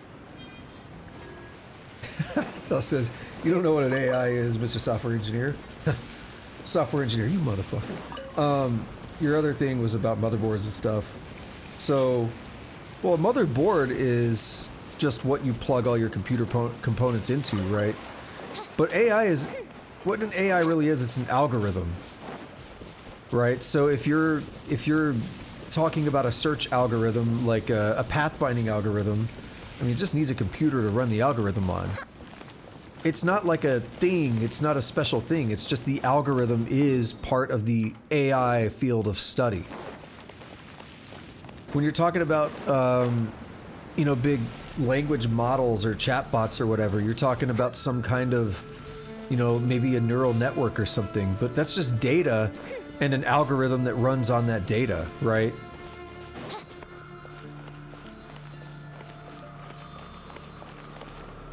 So, I mean, when you're dealing with machine learning, that subset of AI, what you generally deal with is... Ooh, phosphorus guidance, cool. What you're generally dealing with the machine learning side of AI is you need to train some model. You need to have some data, and you use that data to train a model, and then it learns how to react to things based on that model. So you can do that and build a language model, which is like GPT-3, ChatGPT, right? You can build a language model based on thousands and, you know, probably even millions of other texts and things that it can just look at and reference. So then what it's really doing is building up patterns. Again, it's a model. It's building up patterns of how text interacts with each other, kind of. So typically after a certain word, another word will be really common, right? That's a very simple way of saying it, but I'm trying to keep it at that simple high level. So after one word, it's very common that another word will show up. And so when that training is happening, when that model is being created, it's doing something along those lines, where it's figuring out what are the common patterns that we see in text, and building up a model that it can then use against future text. So then when you ask it a question, or when you give it some text or whatever, it can then use that model to then respond to it. And it feels very convincing.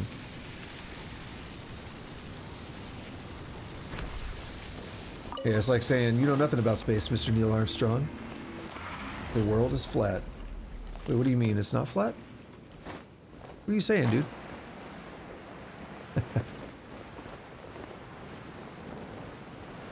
So, what actually happens when you're training some kind of a model? There are a lot of different models. So there's like neural networks. There's like some simpler things like decision trees. But what you basically do, I mean, it kind of depends on like what kind of algorithm you're using. You could do a support vector machine is another one. But something simple like a decision tree, you have two main things you care about. So let's say you have like cars and manufacturers, the color of the car, the year it was made, all this information, and you want to make a decision tree that works on that information to predict things, then you care about two things. You want to figure out the entropy and the information gain. So you want to find something that basically maximizes entropy and, I think minimize entropy, but maximize information gain. So you want to be able to pick basically what single option gives me the most new information in my decision tree. So you have to analyze some set of existing data to figure out that information, build up a decision tree, and then when a new piece of information comes in, you can put it into that decision tree and it gives you an answer to say, oh, this is how we classify things now.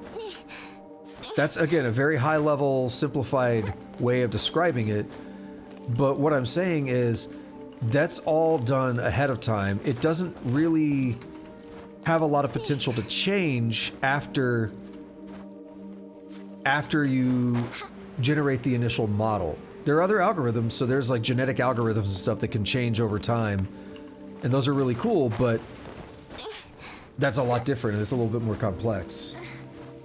Yeah, how else could it be on a map if it's not flat? Exactly. So you know what's up.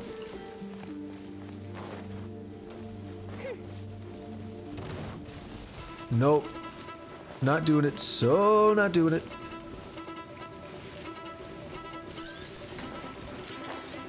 Don't knock me down. Ooh. Made my butthole pucker.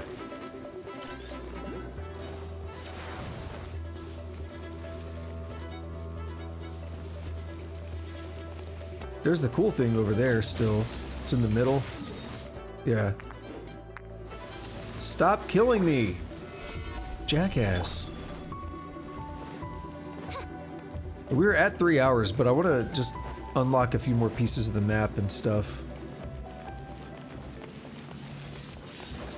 So we're going to pick up from here next time and try to wrap this quest up. So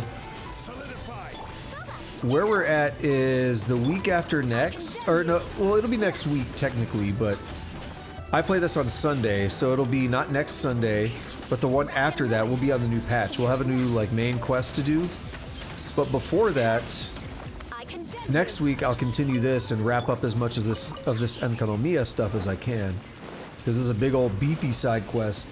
It's got a lot of good lore and stuff, I believe, attached to it, so we'll be able to discover that.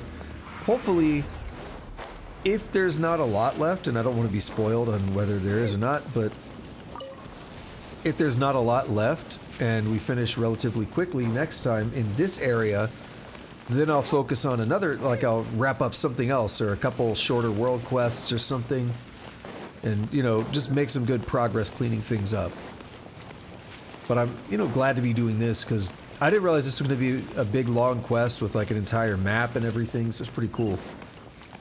I like it.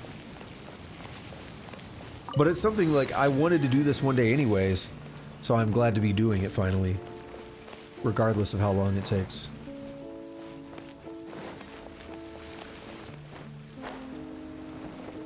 Hello.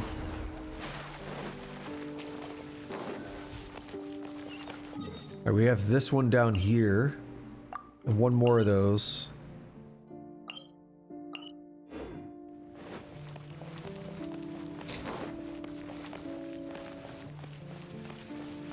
Alright, let's get some stamina back. Hello, I'll take this. Grab 8 particles. Yup. Oh, it was 8. I just made up a number. It was 8, though.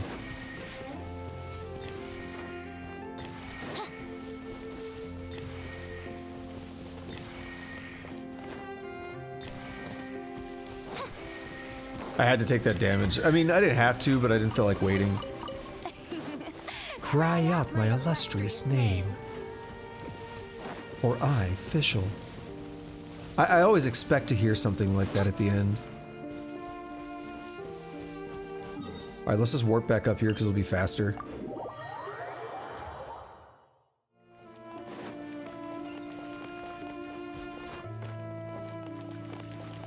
There's still this whole Evernight thing or whatever. So that's going to be a new mechanic for this area. I see that Sealy.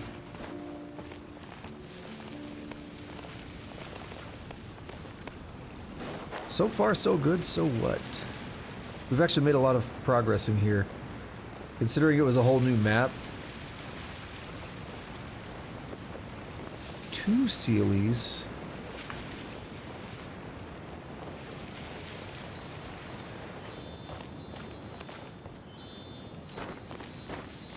Come on, little dude.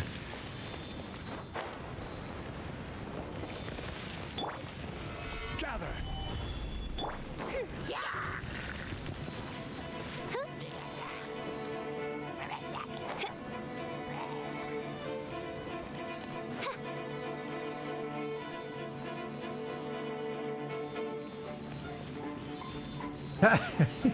This man Tosco over here. If you break a record in space, does that still count as a world record? You know, probably not. I'm gonna say no. I'm gonna say if you break a record in space, you're a scrub. You should have done it on the Earth.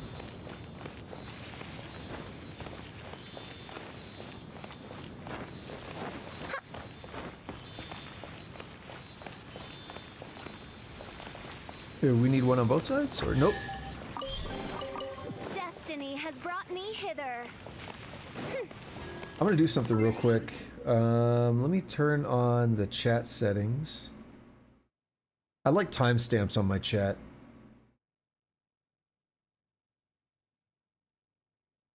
Where is it at?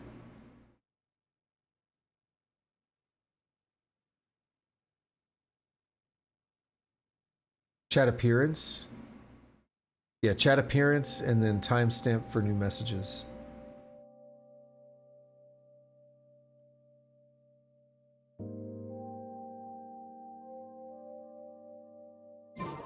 I like to know when messages happen because sometimes I'm like, ooh, did I miss that?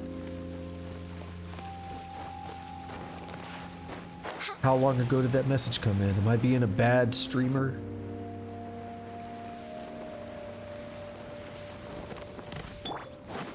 Do I need to be punished by Mommy Dia?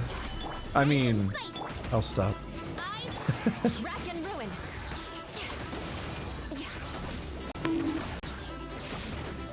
Eye for an eye. I've heard about what? I don't understand. I feel like it's a joke. I feel like you're gonna make a joke or a pun or something.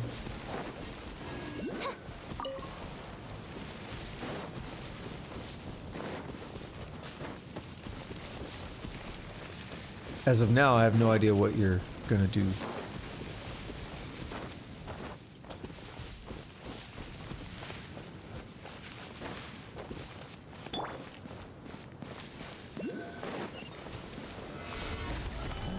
Oh, are you talking about a real thing?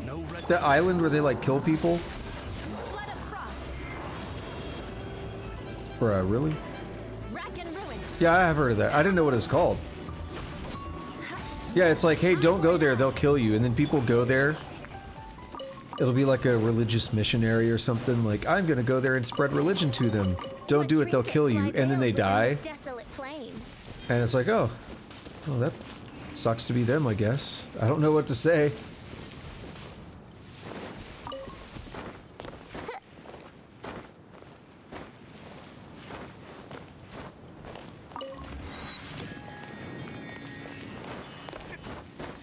Yeah, that happens like every year, or every couple of years, I think. Some religious missionary tries to go over there and convince them that, you know, their religion is the way and they're gonna go to hell or whatever. I was like, whether you believe that or not, that's fine, that's your business, but they're literally saying like, hey, these people will kill you if you go there. They don't accept visitors. But they'll accept me.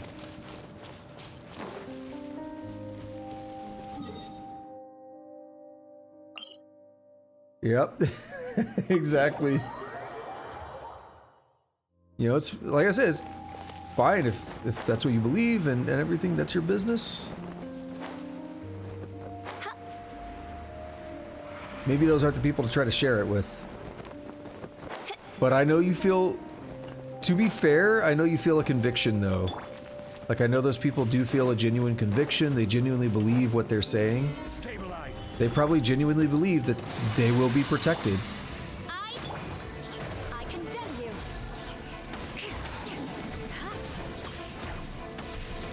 Eye for an eye.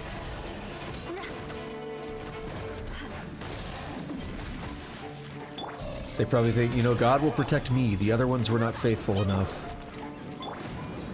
I condemn you. Eye for an eye.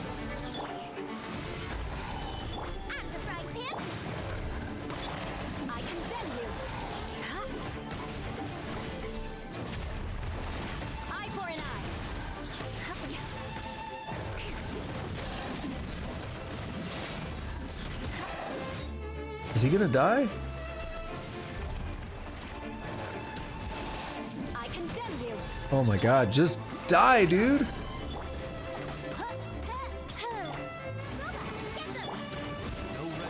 Rack and ruin. That pool of water sucks for this fight. Dude, I'm like in the water again.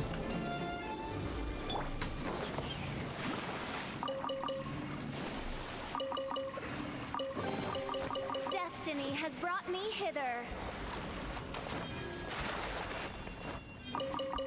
Alright, well, we did it. It's done. I like that little happy jump sound that she makes. Very wholesome. Is this the... yeah, we're gonna go to that in a minute.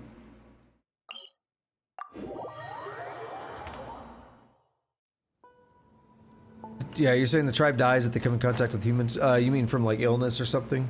Because they haven't been exposed to the rest of the world?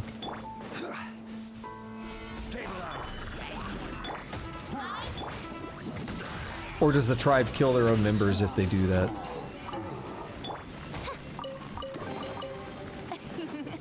Cry out my illustrious name. The illness one? You said yes, but I wasn't sure to which one. Okay. Yo, another one? Dude, I'll take it.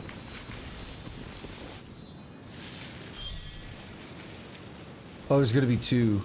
It's probably this.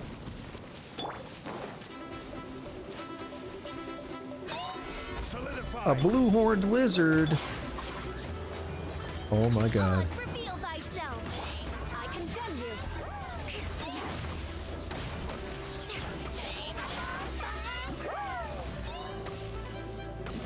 The combination of ice and water between these is brutal. Eye for an eye. Because they can still freeze you through the shield. I condemn you. Just because you got a Zhongli shield doesn't mean that you won't be frozen. I was frozen today. Cry out my illustrious name.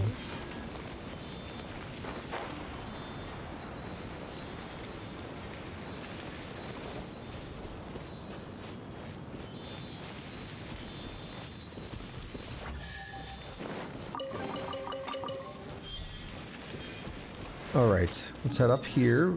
We're almost done. The thing I like about exploring this way is that there are fewer things to find on my own after... like, when I start doing the quest, I don't have to worry about Sealies, I don't have to worry about chests distracting me every few seconds, right? Because I've already found a lot of them. I'm at 45% exploration, but I think it's going to go up quite a bit once we get to this other area.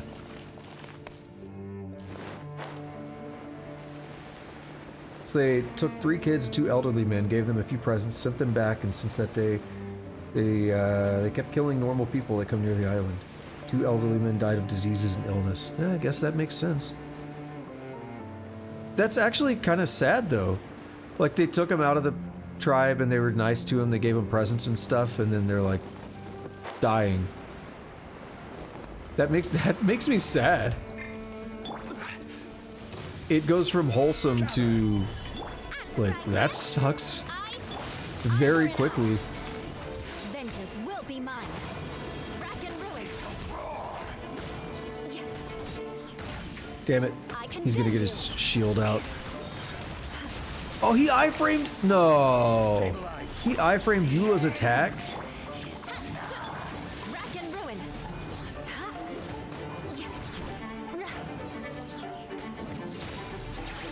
Since that day, the government says do not go near him. Yep. I didn't know about that, where it's like a government thing, too. It's like a legal thing in that country. Where is it at again? Is it in South America somewhere? Like the Amazon or something? I don't even remember. Oh, I thought it was on an island. Not really islands in the Amazon. I condemn you. I mean, there's probably small ones, but very small ones. Not where people live.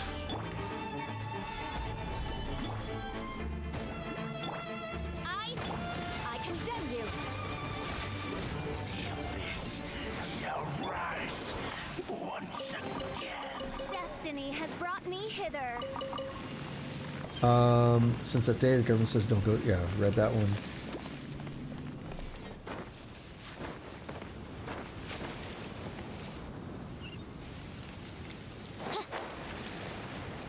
That was a terrible jump.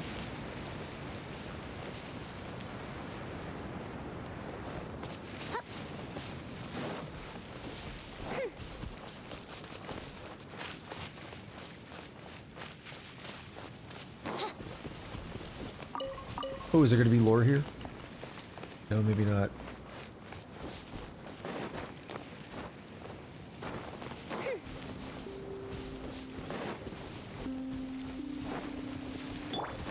Come on, y'all, let's do this. No rest. Rack and ruin. Can you not do that? Come on.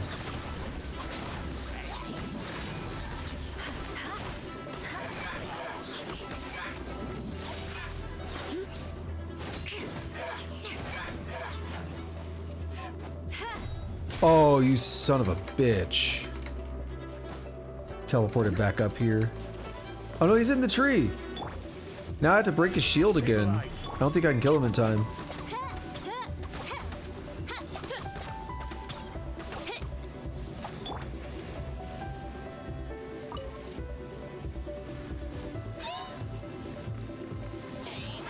Well, I mean, I think it makes sense they don't want anything to do with society.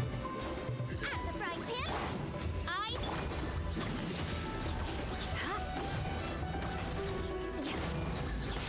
Eye for an eye.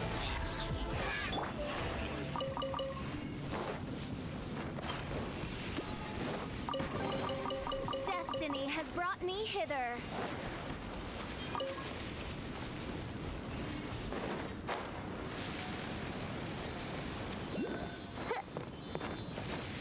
Oh yeah, Mr. Seeley, let's do this.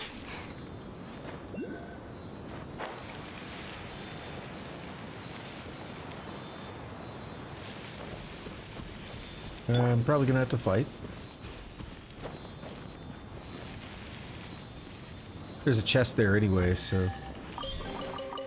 One man's stone is another man's gem. Solidify.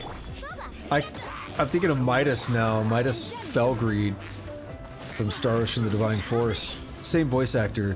It's like Keith Silverstein or something. As Zhang Li.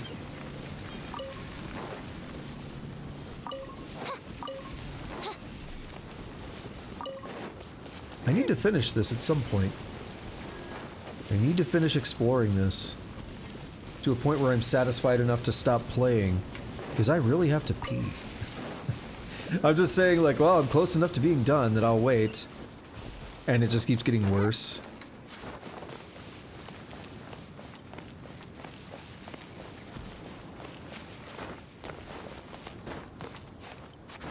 There was a legendary stream that you never saw, Tusk, where I think so. I think this was before you were here.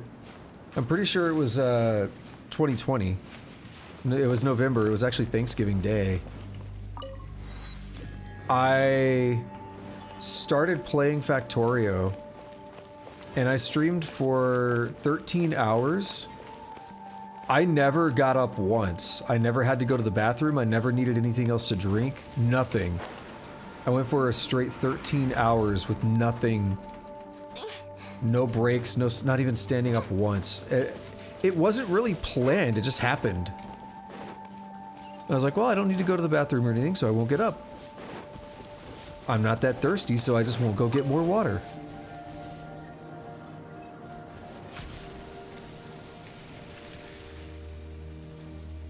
I don't know how that happened.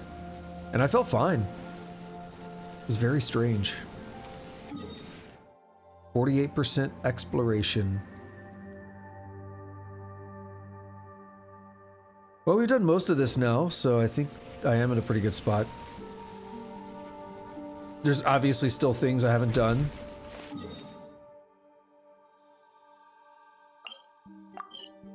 But we're at a point where everything is kind of explored in terms of getting the what's it called? Well, there's yeah, but that's blocked.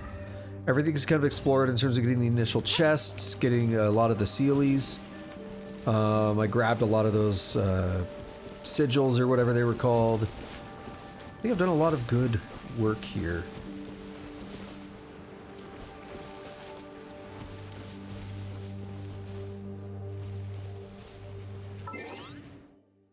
You took a look at what they gifted, like toy cars, teddy bears, and a pig. That's sad.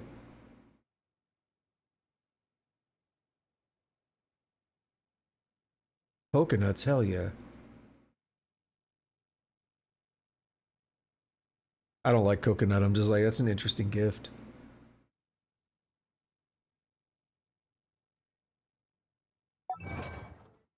That's actually, you're right though. I didn't think about it that way. They don't know what a car is, so it's just like a weird object, yeah. Follow 15 Sealy. The light of day, 58%. Complete 6 open world mechanism activated time trial challenges. And complete 12. Cool. Are you sure they don't know how to make fire? Do they not eat, do they not cook any meat at all? Because fire's pretty basic.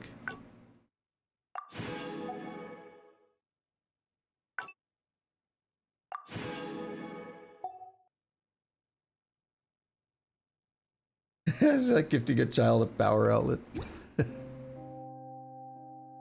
That's an amusing I do worry about the analogy. well-being of my retinue during my impromptu absence. I'm sure the good people of the Adventurers Guild are absolutely fine, mein Fräulein. Hello, how did I miss that? Alright, so this is going to mark the end of the stream today. About 3 hours, 20 minutes, not too bad. Oh, there's stuff to do. Well, I'll do an outro while we're doing these things that I missed. It's going to mark the end of the stream for today, so thank you to anyone who showed up, whether you're lurking or chatting. I really appreciate it. If you are new here and you like Genshin Impact, there's other games that I'm playing, so I do this every Sunday night. Right now, I've just started going through the entire Metal Gear Solid series. I'm playing Dwarf Fortress a couple times a week, and I do coding streams. Actually, another thing too, I'm also doing Caves of Cut a couple times a week, and I do coding streams Monday, Wednesday.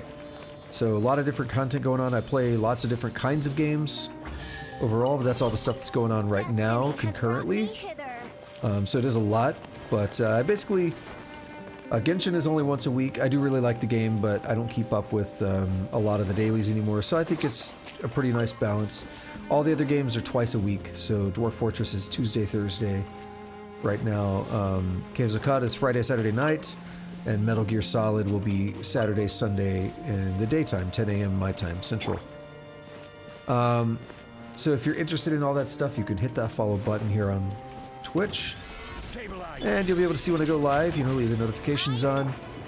Stop back in sometimes, say hi, all that fun stuff. I really appreciate it. Next up is you can also head over to YouTube, and the VODs go up there 2 weeks after we are live here on Twitch. So you can head over to YouTube and watch some of the older stuff or whatever. If you missed something, it'll be there. If you're watching this in the future on YouTube, congrats on being in the future. But while you guys are over there, do all the fun YouTube stuff. You know how it works. Like, subscribe, notification bell. Leave a comment. I do read and respond to my comments for the most part. Sometimes I have not much to say, but I try to respond to most of my comments. I really appreciate them, so thank you so much if you do all that. Last order of business is Twitter. What trinkets lie veiled within this desolate plain? I've had people like Tusk, who's been chatting a lot here the past hour or so. Tusk has in the past said that Twitch notifications were unreliable, and a couple other people said it as well. It's not just Tusk, but Twitch notifications being unreliable, and I might be streaming for like an hour before they get a notification or something. If that's a problem you have, and you want to make sure you know when I go live, you can follow me on Twitter. Just Shoggoth Unknown. And I basically tweet every time I go live. Very rarely I'll forget about it or something, but yeah, if you follow me there and turn the notifications on Twitter, almost said Twitch, you will be able to see when I go live for sure. That's mostly all I do on there.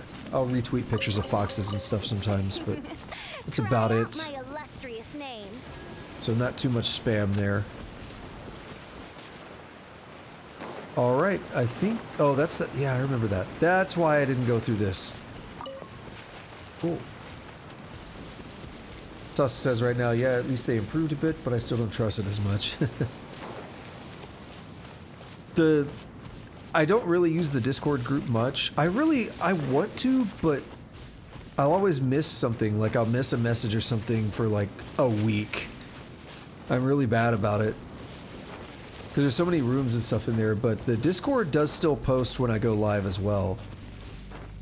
It's just kind of defunct and it's not really in use. We'll occasionally post a meme or something in there, and then I'll see it like a month later, or a week later, or whatever. Yeah, I always, like, every time I stream, right after I stream, I see the notification from Discord. Alright, I think that's it. Did all the outro. I don't see anything else screaming at me like, hey, you missed this thing. So I think that puts us in a good spot to pick this up next time. Again, we will just pick up from this area and continue this Enkanomiya stuff, because it's pretty big, it's pretty important. I didn't realize that it had so much going on here. I didn't realize it was a big-ass region like this. I thought it was going to be like a domain or something, and it was going to be over in 30 more minutes or something. This is pretty cool. I like it. It's a very nice looking area to me. I quite like this. So all we're doing now is just getting a little bit closer to the objective as I talk a little bit. So Tusk thinks you found a solution for making peace with the tribe. They won't like me, but hamburgers and pasta. Something everyone loves, you know, something easy as well. Dude, I had a good burger today. Ooh, look at the sky changing. Go back here, it's more purplish. Actually, I think we got too close now. I had a good burger earlier, but I'm actually a little hungry. I'm gonna get a snack after this. Alright, I guess we're done. So, again, thank you to anyone who showed up today. Let's see if Paimon starts lagging. Yeah, see, Paimon's a little bit laggy now. A little bit. It's not the worst, but if I start moving around, I think we'll see it get a little bit laggy. It's not, never mind, it's not that bad. I think whatever was going on earlier, I think it calmed down if the GPU was just getting a little warm or something. That might have been all it was. Oh, no, it seems to be happening a bit, doesn't it? It's not as bad as it was earlier, but it's still a little bit choppy. Interesting, isn't it? Alright, yeah, I'll mess with it. Let me try one other thing, actually, while we are here. Smell of hamburgers and pasta also makes it obvious. Audio mixer. I can pop that out.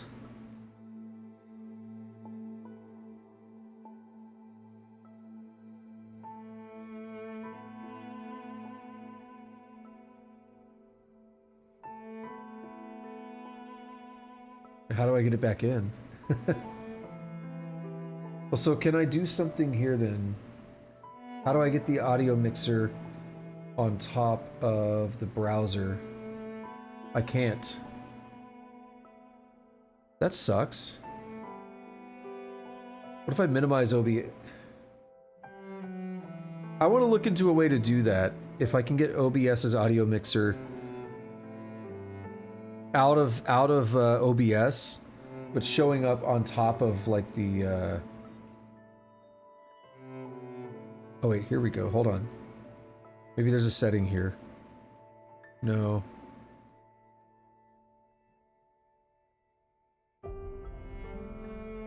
How do I redock this thing?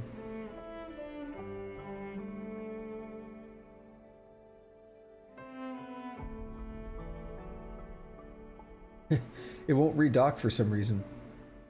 Ah, there we go. I got it. Good. Okay. Anyway, what I was trying to say is I'd like to get that where I can see it while I'm in the browser. Maybe there's a good way to do that.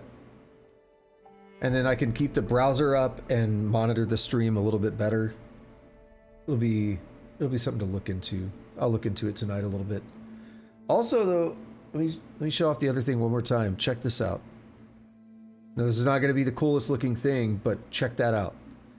Now, I don't want to play this game like that. That's not how I want to play this game. But why do I have this? Metal Gear Solid is a 4:3 aspect ratio game. It was made in the 90s, right? So now, when I'm playing a game like that, I don't have to stretch it out and distort that game, so I can easily swap between the two. So now, because like in Metal Gear Solid, if I stretch it out across the whole screen, it's going to look bad. Yeah, he says for pixel games. It depends. Like, especially older games, like a PlayStation game. If I'm playing like, you know, Star Ocean 2 or something, if I'm playing Metal Gear Solid, anything like that that isn't made for widescreen, I have that option now. And I could just do that with the same, like, I've been having to manually set it up for Metal Gear Solid yesterday and today. Now I've got it just set up where I don't have to worry about it. I can just hit a button. It's awesome. It's good stuff. All right, enough of me rambling, going on about stuff. I do want another burger, though. Talking about burgers, you got me messed up. All right, enough of me rambling. Been a good Genshin stream today, about 3.5 hours now after all this. So, polish off the rest of my water here. This liquid death.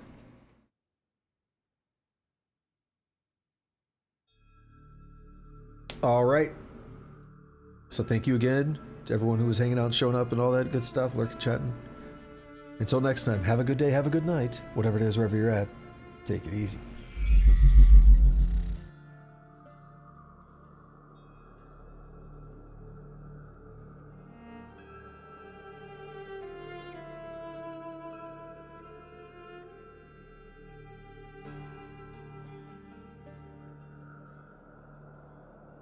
Long, long